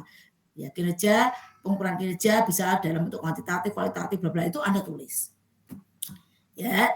Kemudian setelah itu Anda nanti tentukan nih hipotesis Anda. Kalau tadi di awal kan masih pertanyaan penelitian ya. Ketika Anda mengembangkan hipotesis atau mengusulkan hipotesis, ya kan hipotesis itu kan jawaban sementara. Semoga Anda ingat ya, di statistik Anda belajar itu kan. Hipotesis adalah jawaban sementara. Ya, yang nanti akan diuji. Lah, Anda kan memunculkan 3 pertanyaan, biasanya nih mengarah pada 3 hipotesis. Nah, setelah konsep Anda tulis gitu ya. Nah, kemudian Anda memunculkan hipotesis nih. Tapi ketika memunculkan hipotesis tidak boleh langsung. Saya pasti akan berikan masukan ke Anda. Ada yang begini. Jadi hipotesis penelitian itu ada 3. 1, ini mengaruh ini berpengaruh terhadap ini, nggak bisa. Kalau saya bilang begini, setiap hipotesis yang Anda munculkan harus ada dasarnya. Terus Anda tulis pengembangan hipotesis. Anda cerita dulu. Ya kan? Misalkan disiplin kerja yang baik gitu ya. Ya, maka orang akan misalkan nih, tapi ini contoh saya saja ya, tapi Anda kan harus ada dasarnya. Ya kan? Ada teori-teori konsep yang Anda pakai gitu. Nanti dalam bentuk kalimat. Nah, contohnya begini. Ketika seorang disiplin berarti dia selalu datang tepat waktu, ya kan? Misalkan gitu ya. Kemudian dia melakukan pekerjaannya, ya kan? Ketika dia punya waktu yang cukup untuk mengerjakan pekerjaan, gitu ya. Kemudian dia pekerjaan bisa selesai, ya kan, tepat waktu dan seterusnya sehingga kinerja dia meningkat, misalkan gitu. Nah, setelah ada terus kemudian hasil penelitian sebelumnya menyatakan juga bahwa Disiplin kerja berpengaruh terhadap kinerja oleh si A, si B, si C. Bla bla bla bla udah, kemudian dibilang. Oleh karena itu, nah gitu ya. Dalam penelitian ini saya mengusulkan hipotesis pertama. H1 adalah disiplin kerja berpengaruh terhadap kinerja. Gitu. Terus ada buat hipotesis kedua lagi, ada dasarnya bla bla bla bla bla. Oleh karena itu saya mengusulkan ini. Gitu. Paham ya? Nah, itu namanya pengembangan hipotesis. Jadi hipotesis tidak bisa urut 1, 2, 3, begitu tidak bisa. Kecuali nanti ada sub-sub, itu bisa. Anda lihat di beberapa artikel penelitian ada yang begitu. Tapi itu dasarnya pasti sudah kuat. Gitu. Jadi tidak boleh, kadang ada tuh mahasiswa, jadi hipotesis saya ada 5, 1 ini, 2 ini, 3 ini. Lah dasarnya apa? Tidak ada, Bu. Ya tidak bisa. Karena hipotesis itu berdasarkan kajian-kajian ilmiah. Ya, mungkin saya pernah ungkapkan ya di beberapa kelas statistik, siapa tahu ada yang ikutan saya. Jadi ketika membuat hipotesis itu kan hubungan antar variabel nih, ya kan? Nah itu harus logis ilmiah. Kita tidak bisa menghubungkan dua variabel tanpa dasar. Contoh, nih ya, contoh nih, saya sering ambil contoh ini menarik, ekstrim nih contohnya ya. Banyak makan mie instan, maka semakin keriting rambutnya. Saya tanya, lu kok bisa seperti itu? Kelihatannya begitu, Bu. Sehingga ketika orang banyak makan mie instan, misalkan keriting tubuhnya ya, maka rambut semakin keriting gitu. Lalu saya tanya, dasarnya apa? Ya dasarnya seperti itu, Bu. Ini kita bukan soal common sense, bukan soal kira-kira, enggak bisa. Itu asumsi saya seperti enggak bisa. Harus ada dasar ilmiah. Apakah tadi salah? Belum tentu. Mungkin ada ketawa, mungkin saya juga geli juga. Masuk sih makan mie instan tambah banyak, tambah keriting rambutnya, gitu kan? Ya. Nah, terus ada cek kan, apakah benar atau tidak? Oh, ada kok dasarnya. Nah, dasarnya apa? Siapa tahu nih Anda punya dasar nih. Tapi jelas bukan penelitian kita ya. Karena kan Anda kan sosial ya. Nah, ya kan? Tapi misalkan ada dasarnya. Ternyata mie instan dari sumber ini mengandung ini. Gitu ya. Nah, zat ini yang nanti akan mempengaruhi, salah satunya adalah mempengaruhi bentuk rambut sehingga begini. Ya, sehingga nanti jadi keriting juga. Nah, sehingga bisa diusulkan hipotesis yaitu semakin banyak makan mie instan, rambut semakin keriting. Kalau itu saya mungkin bisa manggut-manggut, oh berarti sudah ada kajian literatur yang baik ya. Oh ada, Bu. Bahkan ini dari dunia kedokteran begini-begini. Oke, saya tidak bisa mengelak gitu. Karena apa? Karena dasar Anda kuat. Tapi ketika Anda common sense tidak bisa gitu. Dan itu tidak bisa dipertanggungjawabkan secara ilmiah. Kan gitu. Benar ya? Nah, sama lagi seperti ini misalkan, banyak makan garam rambut jadi merah misalkan. Dasarnya apa? Kelihatannya begitu, Bu. Ya enggak bisa kelihatannya, kecuali Anda sudah kajian literaturnya kuat begitu ya. Dan penelitian sebelumnya juga begini. Oh, oke lah, saya manggut-manggut. Karena ternyata Anda punya dasar yang kuat. Tapi ketika tidak, itu enggak bisa kita membangun hubungan antar variabel kemudian nanti kita uji.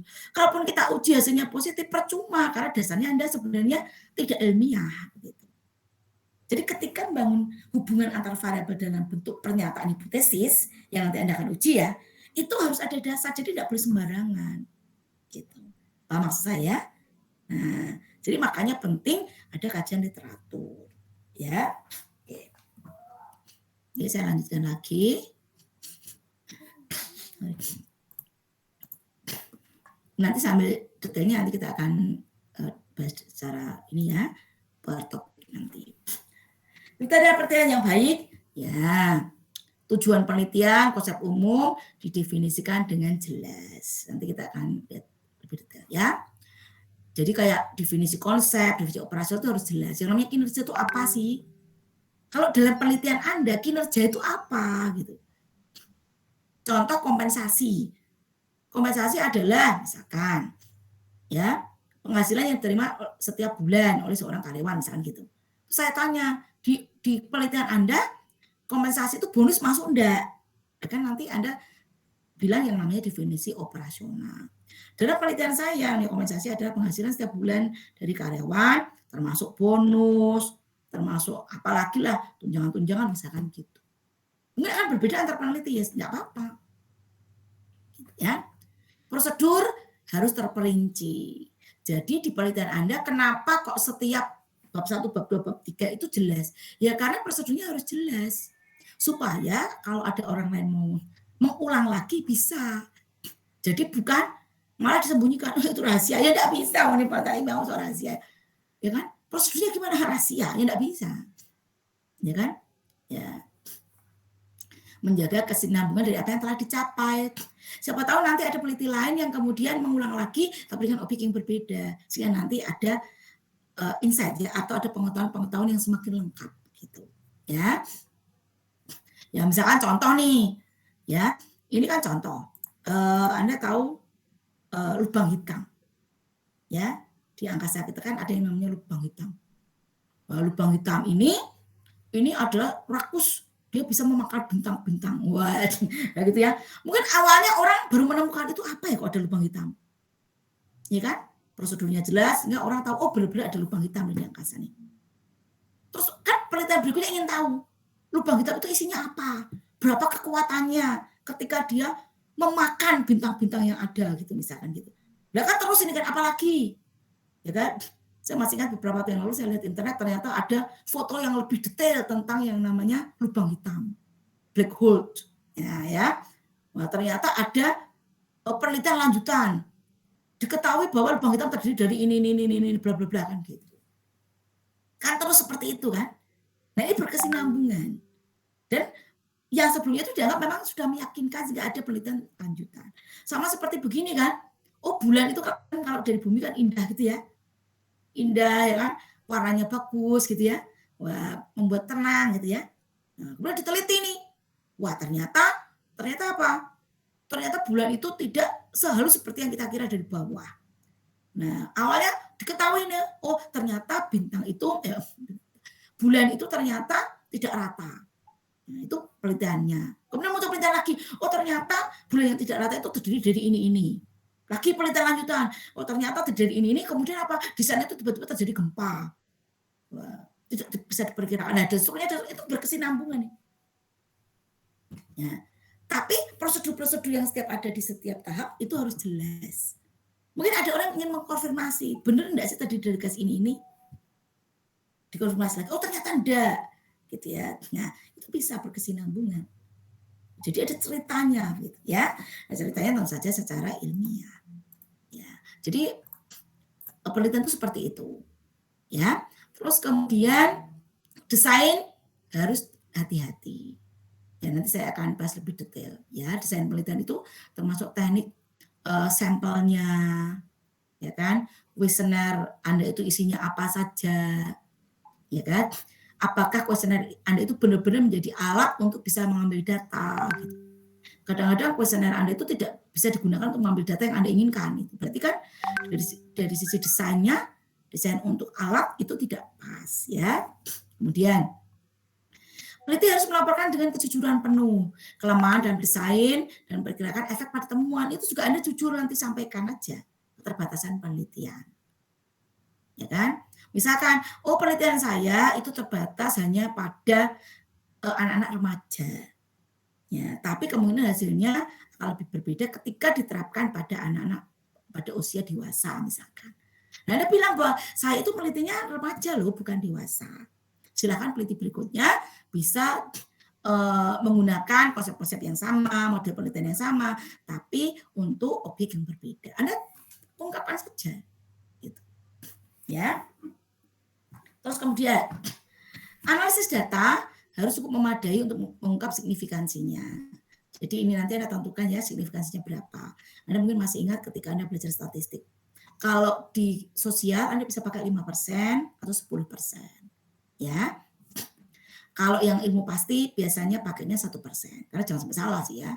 Tadi kemarin saya cerita ya. Kalau salah misalkan nyuntik salah, itu kan ya kan itu kan bukan main-main, suntik salah bisa meninggal orangnya kan gitu.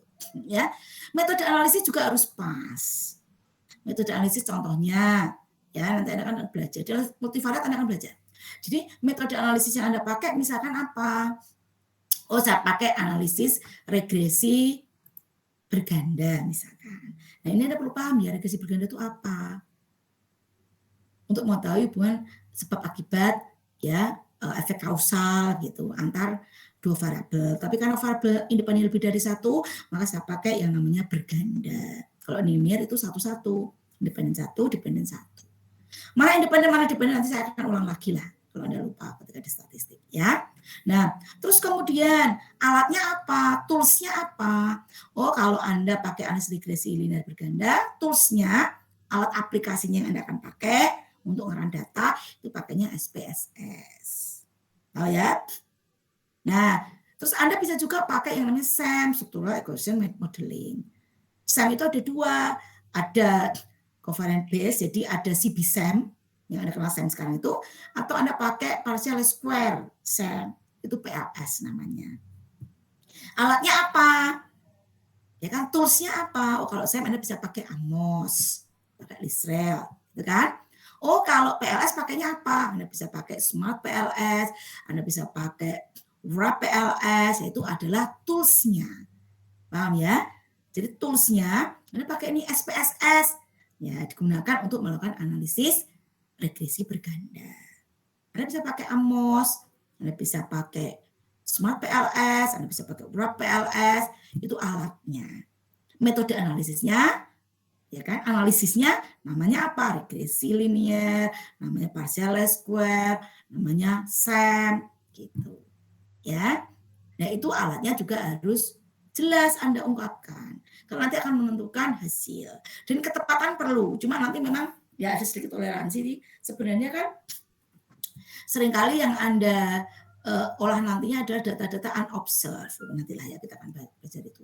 Biasanya kalau unobserved itu sebenarnya tidak bisa kalau menggunakan semacam kayak regresi begitu. Tapi ya enggak apa-apa lah, sementara masih boleh ya. Soalnya kalau unobserved atau laten itu kita bisa menggunakan SAM, bisa menggunakan PLS gitu ya. Tapi enggak apa-apa lah. Nah, kalau mau pakai regresi masih boleh ya.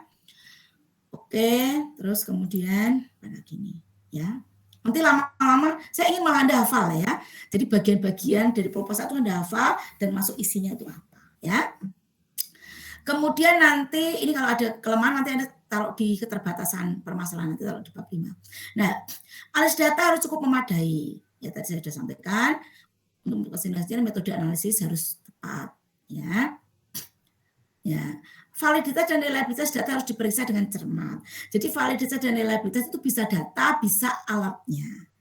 Ya, kalau alat itu berarti alat ukurnya itu perlu dicek valid atau tidak, reliable atau tidak. Ya, di statistik saya pernah, pasti Anda juga belajar lah ya. Di statistik itu apakah alat yang Anda pakai nanti untuk mengukur itu valid tidak, tepat atau tidak, ya kan? Ya sering lah di buku statistik dibilang gini, ketika Anda mau mengukur berat emas, kan tidak mungkin Anda pakai timbangan beras. Masih ingat ya? Timbangan beras yang Anda bisa berdiri di situ tuh loh, ya. Yang bentuknya ada kayak itu ada kayak panjang itu goyang-goyang, ada geser-geser gitu. Karena kurang tepat. Karena emas itu kan kecil ya. Ya bisa juga sih Anda punya berapa ton, ya boleh-boleh aja sih. Tapi kan jarang. Dan Anda mengukur emas kan pakai timbangan emas, bukan timbangan beras. Nah, paham ya? Itu berarti alatnya memang valid. Ya kan? Kan gitu. Karena reliable tidak. Reliable itu keajegannya bisa enggak. Contoh Anda punya timbangan tapi enggak stabil. Nah, itu saya sering nih punya timbangan untuk buat roti itu loh, tahu enggak? Timbangan kalau kita mau buat roti kan ditimbang nih. Itu saya sering bermasalah dengan timbangan itu. Karena timbangannya biasanya kurang reliable. Ya, jadi timbangannya contohnya gini. Saya mau misalkan satu kilo tepung terigu gitu ya, ada timbangan. Sekarang ada yang digital, ada yang enggak. Nah, ketika saya tambahin terus, nah, itu yang tidak digital itu apa? Jarumnya di situ terus, nol terus. Lalu saya bilang, loh ini ya kan saya tambah tepung terus, kenapa jarumnya tetap di timbangannya? Berarti kan enggak pas. Benar kan? Ada kerusakan. Kemudian saya tekan nih timbangannya, kadang saya tekan gitu. Jadi kayak bekas itu, timbang saya lepaskan. Tiba-tiba tulisannya apa? 1,5 kilo. Saya ragu-ragu. Benar enggak ya? Benar enggak tepung terigu yang saya masukkan di situ 1,5 kilo? Saya ragu-raguan, saya tekan lagi, klek. Loh, ternyata apa? Dengan tepung terigu yang sama, ketemunya misalkan cuma untuk 3/4 kilo. Loh, saya bingung. Ini sebenarnya ini timbangan roti saya ini tepat enggak sih gitu kan? Timbangan tepung ini. Nah, ini berarti tidak reliable. Paham ya? Tidak acak. Nah, ini kalau Anda jualan bisa dimarahi, bisa nih sama pembeli ya kalau Anda pakai timbangan seperti itu. Kan gitu. Makanya kan timbangan perlu dikalibrasi, tahu ya? Dicek gitu ya, kalibrasinya apakah ini timbangan ini masih tepat atau tidak gitu. Nah, itu di penelitian sama. Ya. Jadi nanti Anda akan uji alat ukurnya, namanya uji pengukuran. Uji pengukuran lihat valid dan reliable. Itu menguji alatnya. Kalau Anda pakai kuesioner ya diuji kuesionernya itu benar alat yang bagus enggak untuk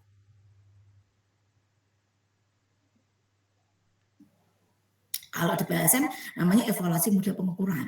Ya, sama sih ya. Di sana ada juga gitu ya. Jadi itu alat ukurnya Anda uji dulu sebelum dipakai gitu. Nah, kalau di kuesioner nanti akan kelihatan valid atau tidak. Valid itu tepat atau tidak. Pernyataan di kuesioner.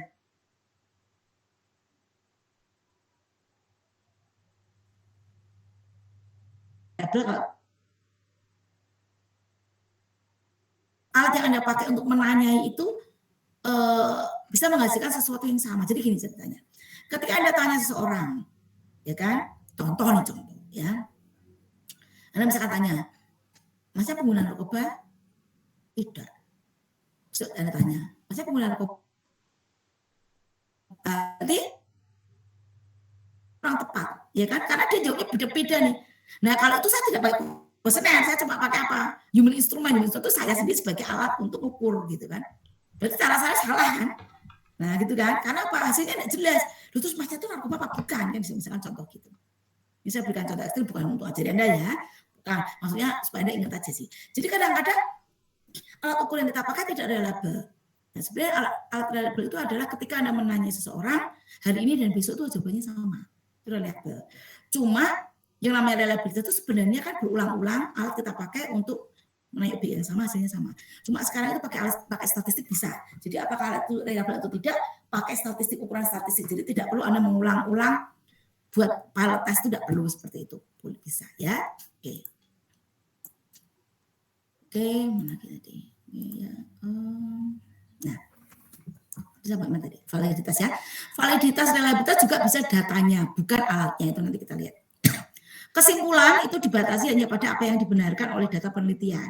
Jadi kesimpulan Anda itu ya hasilnya dari data penelitian yang Anda ambil kemudian diolah. Ya. Dan terbatas pada data diberikan secara memadai. Jadi ketika datanya tidak benar ya Anda jangan olah gitu kan. Kepercayaan lebih besar dalam penelitian diperlukan jika peneliti berpengalaman. Jadi ini penting sih. Tadi di depan saya sudah bilang. Jadi penelitian Anda itu memang dinilai apakah bagus tidak, artinya dari sisi peneliti itu juga mempengaruhi, ya kan? Ya kalau Anda yang harus, terus Anda bilang saya tidak bisa dipercaya, jangan, Anda kan wajib buat skripsi ya, dan Anda dianggap memang sudah cukup mampu untuk membuat skripsi, makanya skripsi tidak ditaruh di semester awal, benar enggak? Skripsi itu setelah Anda belajar metodologi, setelah Anda belajar teori-teori, gitu kan? Bahkan Anda sudah belajar mata kuliah konsentrasi, dianggap Anda sudah punya kemampuan untuk melakukan penelitian sesuai bidang yang Anda pelajari, gitu. Makanya skripsi tidak ditaruh di depan, karena kan dianggap memang Anda harus punya bekal lebih dulu dari sisi keilmuan, sehingga apa yang Anda akan ungkapkan nanti memang berdasarkan kemampuan Anda dari si ilmu itu, gitu ya. Itu penting. Nah kalau peneliti-peneliti berat juga sama sih, kan? Makanya peneliti-peneliti itu kan juga dia akan dicek ya reputasinya, ya kemampuan dia, latar belakang keilmuan dia dan seterusnya ya. Nah, sekarang kita masuk ke sini. Jadi yang namanya metode penelitian itu biasanya nanti masuknya di bab 3 kalau deskripsi itu adalah cara ilmiah. Tolong perhatikan. Ini bedanya dengan dukun, tahu enggak? Ya. Nah, saya tidak bilang dukun itu salah atau benar bukan ya. Tapi penelitian yang kita pakai itu adalah cara ilmiah untuk mendapatkan data dengan tujuan dan kegunaan tertentu. Nah, kata kunci dalam penelitian itu cara-cara ilmiah. Benar ya, dari sini tahu ada cara ilmiah, ada data, ada tujuan, ada kegunaan. Jadi kita tidak bisa common sense. Ya, jadi kenapa kok penelitian kita itu harus logis dan sebagainya ya karena memang ada metode penelitian yang kita gunakan. Anda masih ingat tadi penelitian di awal ya? Ya kan? Proses untuk menemukan solusi terhadap masalah melalui studi menyeluruh dan analisis situasional. Ya, jadi ada studinya, ada analisis faktor-faktor yang ada di lingkungan juga kita akan bahas gitu. Sehingga memang itu ilmiah sekali. Ini bedanya dengan dukun. Paham ya? Ya, saya tidak bilang dukun salah, enggak sih. Ya kan? Tapi bukan anak kita untuk bahas itu ya. Jadi kalau teman siapa dukun yang benar Bu ya itu karena kita tidak bahas itu, tapi ketika Anda buat skripsi Anda tidak bisa bilang begitu Bu, itu menurut orang pintar itu begitu dulu Bu. Nggak bisa, Anda harus ilmiah. Nah, cara ilmiah itu apa? Gitu ya. Ini ciri-cirinya nih, cari itu apa sih? Kegiatan penelitian didasarkan pada ciri keilmuan. Apa sih ciri keilmuan itu? Rasional, empiris, sistematis. Rasional itu masuk akal, benar kan? Kan masuk akal. Jadi kenapa kok ketika kita penelitian Anda nggak boleh pakai baskom, kemudian Anda lihat ada bayangannya tuh Bu? Nggak boleh. Ya kenapa? Karena memang harus logika pengenalan manusia itu jalan. Saya tidak bilang bahwa itu salah, bukan ya. Bukan ada yang benar lah. Ya, tapi kita bilang ketika Anda penelitian ilmiah, ya harus secara logis itu muncul. Jadi rasional pengenalan manusia masuk akal gitu. Ini logis nanti sistematis itu ya. Jadi masuk akal. Gitu. Nah, polisi itu juga pakai cara-cara rasional. Jadi bukan common sense gitu ya. Meskipun ada kasus Bu, tapi itu polisi ada dulu pakai dukun. Nah, itu kan masalah lain ya. Tapi ketika kita bilang penelitian ilmiah, ya penelitian ilmiah. Ya kan? Empiris, cara yang dilakukan dapat diamati oleh indera manusia. Ya kan? Bisa Anda lihat, bisa Anda dengar, ya bisa Anda rasakan gitu. Sehingga orang lain dapat mengamati dan mengetahui cara yang Anda gunakan. Jadi diungkapkan nih. Kemarin caranya bagaimana nih? Sistematis. Prosesnya, langkah-langkahnya itu urut, prosedurnya bagus, dan logis. Nah, Anda paham ya? Nah, jadi ketika Anda penelitian, itu sangat rasional, sangat ilmiah. Karena apa? Rasional, empiris, dan sistematis. Saya berikan contoh nih. Ya, contoh nih. Ya, penelitian itu kan investigasi tidak hanya di penelitian kita nih skripsi ya. Menarik nih, ya. Contoh bidang kriminal. Nah, saya pernah cerita di beberapa kelas yang saya ampu ya, karena waktu itu memang ada satu kejadian, menarik sih kejadiannya. Nah, polisi kemudian mengungkapkan dan bisa ketemu nih. Jadi ada seorang, nggak salah wartawan atau apa ya, ya ditemukan meninggal di pinggir jalan tol. Ya, kemudian dia itu membuat gimana caranya supaya kematiannya itu dianggap dia dibunuh gitu. Peneliti polisian kemudian mengadakan investigasi macam-macam penyelidikan gitu ya. Nah, apa yang dilakukan itu sangat detail, kemudian juga ilmiah, ya kan? Nah, pertama dia punya bukti di lapangan kan, dia tidak pakai kuesioner, dia lihat bukti di lapangan, ada jenazah, ada motor kalau nggak salah ya, motor, ada tas, ada pisau. Nah, kemudian bahwa dia meninggal karena pisau tadi kan. Nah, kemudian apa yang dilakukan oleh kepolisian? Dia lihat pisau itu, kemudian dia di sekitarnya dulu kan, lihat situasi. Kemudian ditanya nih, warung-warung yang ada di situ. Biasanya kan yang pakai pisau kan warung-warung tuh. Karena dekat situ ada warung ya. Ditanya, apakah warung itu punya pisau, pisaunya seperti apa, mereknya apa, begitu. Nah, tapi tidak terbukti bahwa pisau itu milik warung yang ada di situ. Wow. Pisau ini gini macam-macam pakai angin pelacak dan sebagainya gitu. Sampai kemudian mereka tahu bahwa ternyata pisau dengan merek ini gitu ya, termasuk ada ternyata pisau ini dibeli di tempat toko tertentu yang jual pisau. Nah, kemudian apa? Kemudian polisi itu mendatangi sampai tokonya. Ditanya, apakah dalam beberapa waktu ini Anda menjual pisau dengan merek ini? Oh iya. Nah, ya kan? Mereka mengakui bahwa mereka menjual pisau dengan merek itu. Dilihat nih, registernya oh ada. Benar. Kapan nih? Oh diketahui hari ini jam ya, hari ini tanggal ini diketahui. Punya CCTV tidak? Ternyata mereka punya CCTV nih. Kemudian diputar CCTV-nya. Ternyata ada seseorang membeli pisau pada hari itu sesuai dengan notanya. Dan Anda bisa tahu ternyata yang beli siapa? Yang beli itu yang meninggal tadi. Gitu. Pada akhirnya, nah, kemudian kan terungkap kan, ternyata bukan dibunuh, tapi dia bunuh diri. Nah kan gitu. Nah, tapi ini urutannya sudah sangat logis, sistematis, sesuai dengan metode ilmiah. Kan gitu. Ya kan? Ini kan juga penelitian. Betul kan? Nah, tapi cara mencarinya itu logis sekali. Bahkan alat itu sangat membantu sekarang ya, alat itu. Ada CCTV ya kan? Ada anjing pelacak yang memang terlatih. Nah, gitu tuh bisa. Nah, ada lagi nih contoh kecelakaan misalkan. Supirnya bilang goblong gitu kan. Nah, itu kepolisian kan punya alat nih sekarang, ya kan? Alatnya lebih canggih nih dibanding dulu. Ya kan? Bisa diketahui nih kalau misalnya ada kecelakaan itu mobilnya ngerem dari sebelah mana, berapa meter dari kecelakaan, ya kan? Ngerem enggak, arah bannya seperti apa, nanti ketahuan ini. Apakah remnya blong atau tidak, itu kan ketahuan kalau sekarang. Kenapa? Karena memang ada juga alat yang membantu, tapi itu ada prosedur-prosedur ilmiahnya. Jadi nanti mereka bisa menentukan, oh kecelakaannya karena ini. Pesawat juga sama kan, ada KNKT ya. Nah, mereka meneliti, ada prosedur ilmiahnya. Sehingga nanti diambil kesimpulan. Untuk apa? Nggak ada bilang, Bu, kecelakaan sudah terjadi, untuk apa, Bu? Gunanya untuk apa? Terus masalahnya apa, Bu?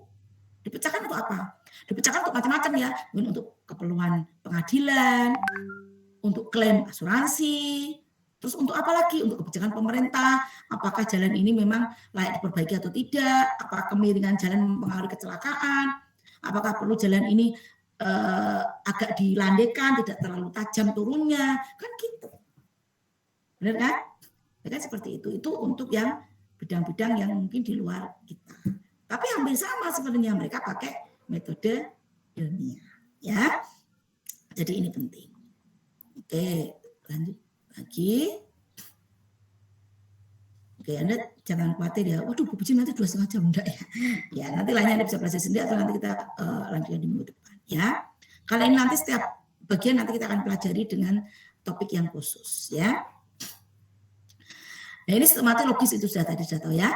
Data empiris teramati mempunyai kriteria tertentu. Jadi data ini adalah valid, reliable, dan objektif. Dilihat dari data, bukan alat ukurnya. Tadi kita bicara alat ukur ya, ini kita bicara data. Valid itu menunjukkan derajat ketepatan antara waktu yang sesungguhnya terjadi, antara data yang sudah terjadi pada objek dan data yang dapat dikumpulkan oleh peneliti. Jadi data yang dikumpulkan itu memang benar. Reliable berkenaan dengan derajat konsistensi keajekan data yang tadi saya sampaikan. Objektif, ya, kesepakatan antara banyak orang, semakin banyak orang beri data atau informasi yang sama, maka bisa dikatakan datanya objektif. Kalau polisi juga sama sih. Seringkali kan mereka punya saksi ya. Banyak orang mengatakan sama kok Bu. Ya dari beberapa sisi ternyata memang tadi kita lihat bentuknya itu beberapa orang memang mengakui itu dan mereka melihat langsung. Objektif ya. Kemudian valid ini penting gitu ya. Jangan sampai datanya tidak valid karena data itu bisa diolah ya bisa, itu alat analisis statistik itu kan cuma alat. Jadi ketika Anda memasukkan data apapun data itu bisa diolah oleh dia. Bahkan Anda ngawur pun bisa kok. Anda kuesioner tidak usah disebar gitu terus Anda ngarang di depan laptop ya. Oh, responden pertama kira-kira jawabannya apa ya? Oh, jawabannya setuju ya, saya kasih 4. Boleh. Anda olah jalan-jalan. Hasilnya keluar, hasil SPS pasti keluar. Tapi kan percuma udah tanda ngawur gitu kan. Ya, saya ceritain ya. Itu mau hubungan teman saya. Jadi, saya mungkin pernah cerita di beberapa kelas ya. Jadi saya tetap gini. Ini contoh nih datanya. Kalau saya dapat pasti saya memberikan data tidak valid. Saya masih ingat ada teman saya itu dia mau penelitian tentang amplas. Kalau waktu saya di Jogja, jadi amplas kumplas saya beberapa sih bisa pernah ke sana amplas. Ya, saya itu termasuk waktu yang lama ya, waktu yang dulu saya kuliah di sana. Kalau kemarin saya masih punya kesempatan untuk jalan-jalan gitu ya gitu ya, sama teman biasanya presentasi macam-macam, yuk kita makan itu pasti bisa. Yang dulu tuh enggak, yang awal itu yang waktu dulu saya kuliah di Jogja juga, itu saya tuh hampir kuliahnya cukup padat gitu ya. Tapi kalau tidak ada apa-apa saya balik Semarang. Setiap minggu saya balik Semarang, nanti saya balik sana lagi gitu. Jadi saya hampir tidak punya kesempatan untuk jalan-jalan. Kalau nggak penting ya udah saya pulang Semarang gitu. Nah, jadi saya tuh meskipun saya di Jogja lama, tapi saya tidak paham. Tempat-tempat itu saya tuh tidak apa gitu ya. Mungkin ada yang aneh. Dalam di Jogja tidak paham Jogja itu saya termasuk ya. Ya jadi dulu saya kuliah gitu ya. Jadi jalan-jalan itu jarang gitu ya. Jarang sekali. Bahkan kadang-kadang saya saat jalan itu pernah gitu ya. Ya, waktu dulu saya pernah ditanya ke Malioboro berapa kali, saya bisa hitung dengan jari. Ya sampai 10 kali. Saya enggak hafal kalau yang dulu, kalau sekarang lumayan hafal lah ya. Kalau dulu enggak hafal gitu. Nah, saya belum pernah ke Amblokmo Plaza waktu itu ya, kalau sekarang sih pernah ya. Nah, dulu waktu itu saya belum pernah ke Amblokmo Plaza. Ya, karena saya kuliah, buat tugas sudah saya belum pulang balik Semarang. Nah, waktu itu ada teman saya itu mau meneliti tentang Amblokmo Plaza. Terus dia memberikan kuesioner itu ke saya. Tolong diisi ya Ci, kan teman saya santai ya. Ini penelitian tentang apa? Saya bilang gitu. Ini tentang Amblokmo Plaza. Saya bilang, ya enggak bisa, saya belum pernah ke sana, saya gitu kan.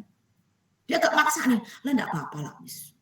Mau gampang isinya loh. Kalau isi kuesioner sih ya gampang, mau tinggal silang atau centang bener ya. Tapi masalahnya adalah apa yang saya jawab di kuesioner itu kebohongan, karena saya enggak pernah ke Amblokmo Plaza. Ketika ditanya tentang kondisi parkirnya sangat memadai, luas, saya kan enggak tahu. Ya kan? Waktu saya tetap menolak gitu kan.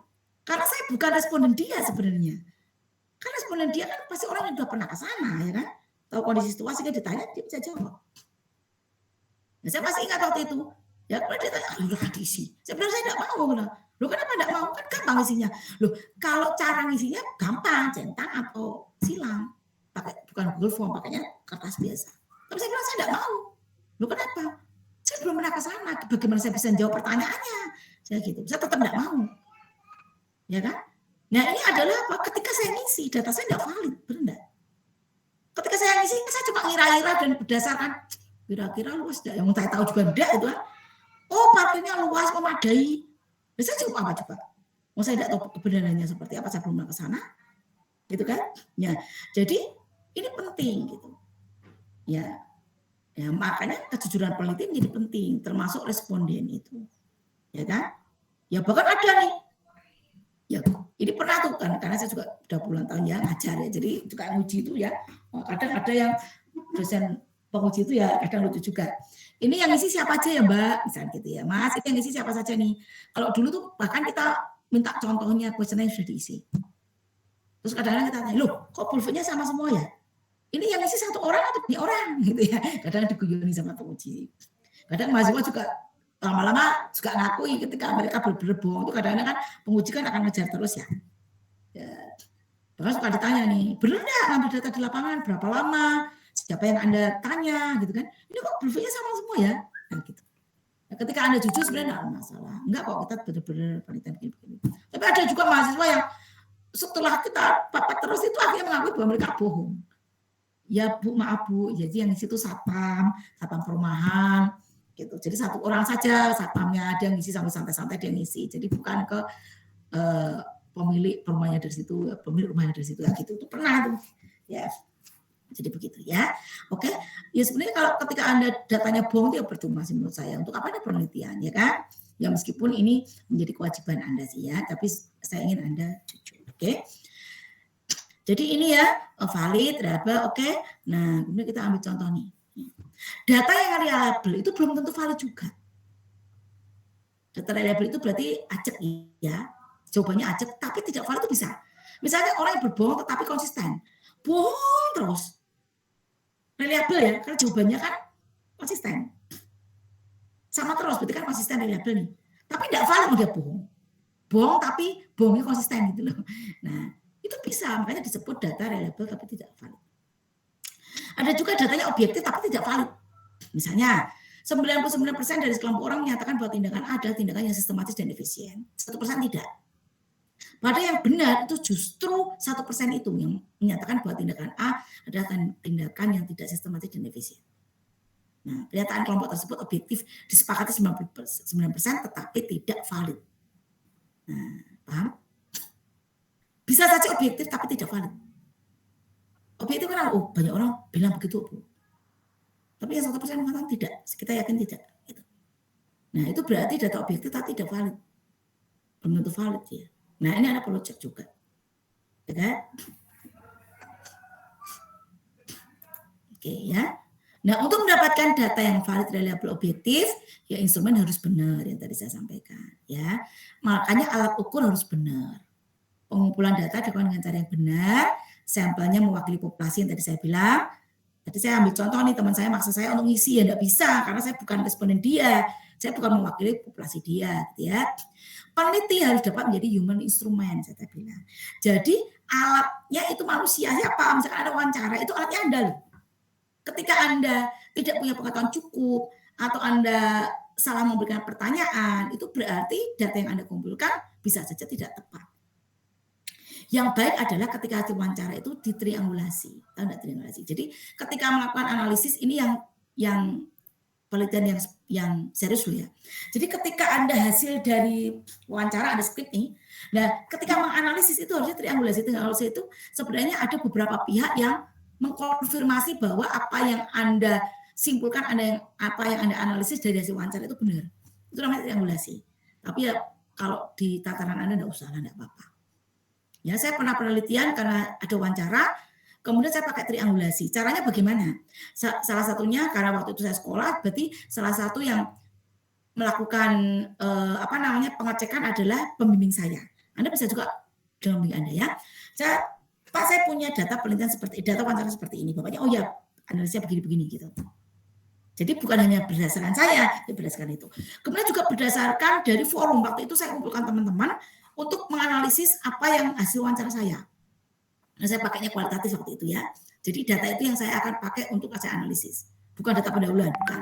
Ya. Jadi ketika hasil itu saya kumpulkan teman-teman, kemudian saya sampaikan ini loh hasil saya. Terus mereka bilang, oh berarti ini. Poinnya ini. Dikonfirmasi. Jadi berdasarkan saya, berdasarkan forum, berdasarkan pembimbing. Itu triangulasi. Ini contoh. Tapi kalau Anda, Bu, besok kalau saya wawancara perlu begitu? Enggak sih, enggak perlu, enggak apa-apa. Ya, pembimbing Anda saja sudah setuju, itu sudah bagus. Ya, tapi memang yang bagus triangulasi tadi. Ya, itu. Oke, berikutnya.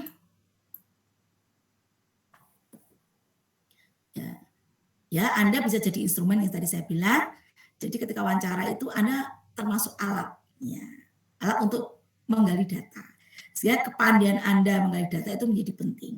Anda jangan bayangkan wawancara gampang loh ya. Saya pernah mengajar itu beberapa tahun yang lalu.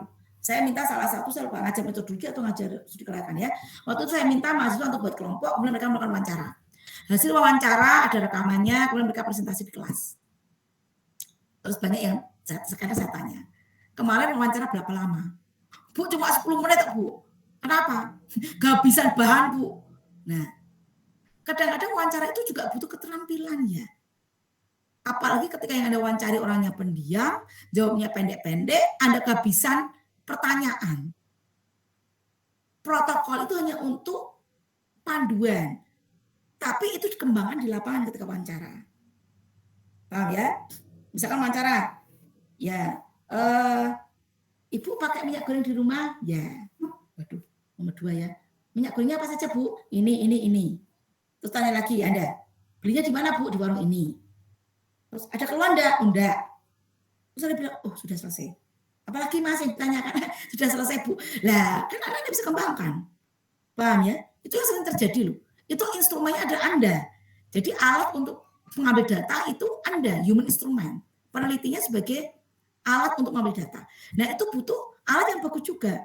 Jadi ketika wawancara, itu Anda punya pedoman. Kalau Anda memang sulit mengembangkan di lapangan, protokol yang Anda pakai untuk panduan itu harus cukup detail. Paham ya? Cukup detail. Anda bayangkan seperti reporter di televisi. Anda tahu ya, reporter di televisi itu biasanya kan membawa berita, itu dia juga suka menggali data dari forum kan, dari forum, dia wawancara presiden, wawancara Perdana Menteri. Nah, ketika dia tidak punya keterampilan, itu bisa 10 menit selesai. Apalagi kalau yang ditanyakan adalah hal yang sangat fundamental. Itu kadang-kadang yang diwawancara itu pintar banget. Saya pernah ya lihat ada beberapa presiden ya, wakil presiden itu orangnya cerdas banget. Sehingga ketika dia jawab itu sangat strategis begitu ya. Dan dia tidak menjawab sesuatu yang bersifat rahasia enggak.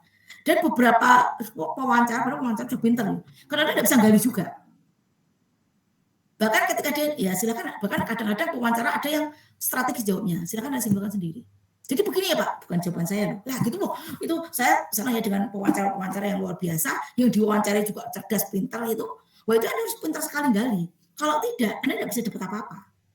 Malah macet, 10 menit selesai. Jadi waktu itu saya tugasi mahasiswa benar-benar 10 menit selesai. Nah, kenapa? Habis bahan, Bu.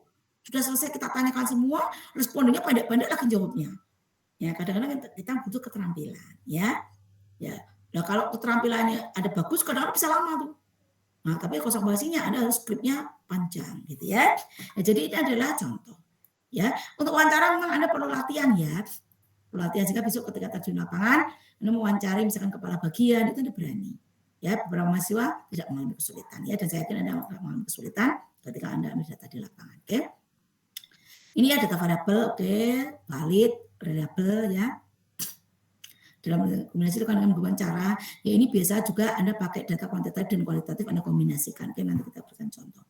Nah, ini ada tujuan umum penelitian, menggambarkan, membuktikan, mengembangkan, menemukan, ini sudah ada, dan kita baca. Ya, jadi mendeskripsikan dan sebagainya itu sudah ada semua, dan nanti kita baca ya. Oke, saya kira cukup dulu untuk hari ini. Saya yakin Anda sudah capek ya karena online ya. Kalau offline saya bisa lihat Anda duduk ya, itu kan bisa senyum lihat temannya. Kalau di sini kan ada pusingnya. Karena apa? Cuma lihat layar gitu ya. Oke, saya kira cukup untuk hari ini. Saya akan absen Anda. Nanti untuk ban ya nanti atau besok saya upload di Kulino ya, Anda bisa baca. Nanti berikutnya kita bisa pelajari kembali. Bahkan nanti di pertemuan-pertemuan berikutnya itu lebih detail. Kalau tadi kan secara umum saya bilang, oh hipotesis itu begini ini gitu ya. Detailnya nanti kita akan pelajari ya. Oke. Saya absen supaya cepat ya. Anda nanti langsung jawab ya. Oke, Ellen Safitri. Hadir, Bu. Oke, Novita. Hadir, Bu. Lisa Nindyanti. Ada. Anissa Ayu. Hadir, Bu. Ini Mbak siapa? Mbak. Sebentar. Ini Mbak siapa? Yang hadir tadi? Bu Liza. Oh, sebentar. Oh. Kemarin ada datang ya, Mbak? Iya, Bu. Oke. Anissa Ayu. Mbak Anissa Ayu ada? Ada. Rio Kolful.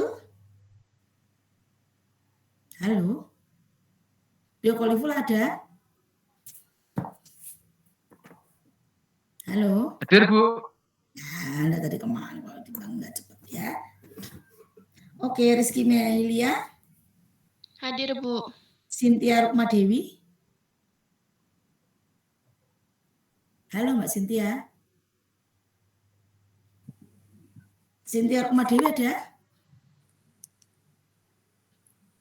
Oke, nggak ada. Tri Bagus. Hadir, Bu. Erlangga Muda. Hadir, Bu. Ervin Permana Putra. Hadir, Bu. Muhammad Arifta. Hadir, Bu. Dia Asri. Hadir, Bu. Ya, oke. Kemarin ada datang ya Mbak? Iya, Bu. Kemarin Oke. mati lampu. Oke. Eka Rizkiani. Hadir, Bu.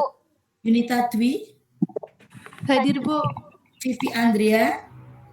Hadir, Bu. Rizka Wayuni. Halo Mbak Rizka ada?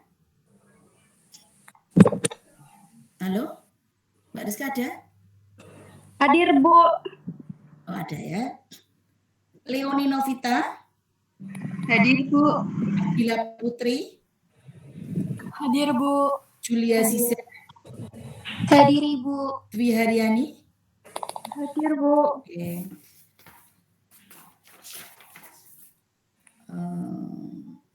Mary Novianti. Hadir, Bu. Tania Almas. Hadir, Bu. Azhar Adinda. Hadir, Bu. Muhammad Husam. Hadir, Bu. Ninda Mina Nur Rohmah. Hadir, Bu. Wistia. Hadir, Bu. Tiara Kurnia. Hadir, Bu. Yusak Agung. Hadir, Bu. Zainal Hadi. Hadir, Bu. Rifki Putra. Hadir, Bu. Kemarin ada datang ya Mas? Jaringannya, Bu, putus-putus kemarin Oh, bilang, ya. Bu. Oke, Yusuf Bahtiar. Hadir, Bu. Oke ya. Saya ulang yang tadi belum ada. Anissa Ayu. Cynthia Rukma Dewi. Hadir, Bu. Mbak siapa nih? Cynthia Rukma. Kenapa tadi Mbak? Ke kamar mandi, Bu. Nah.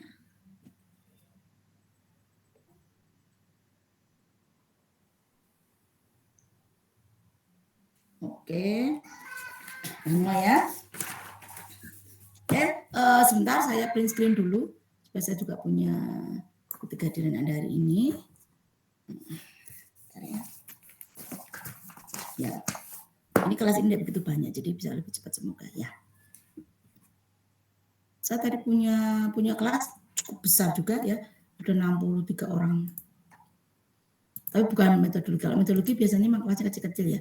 Karena diharapkan nanti lebih bisa detail untuk per individu ya.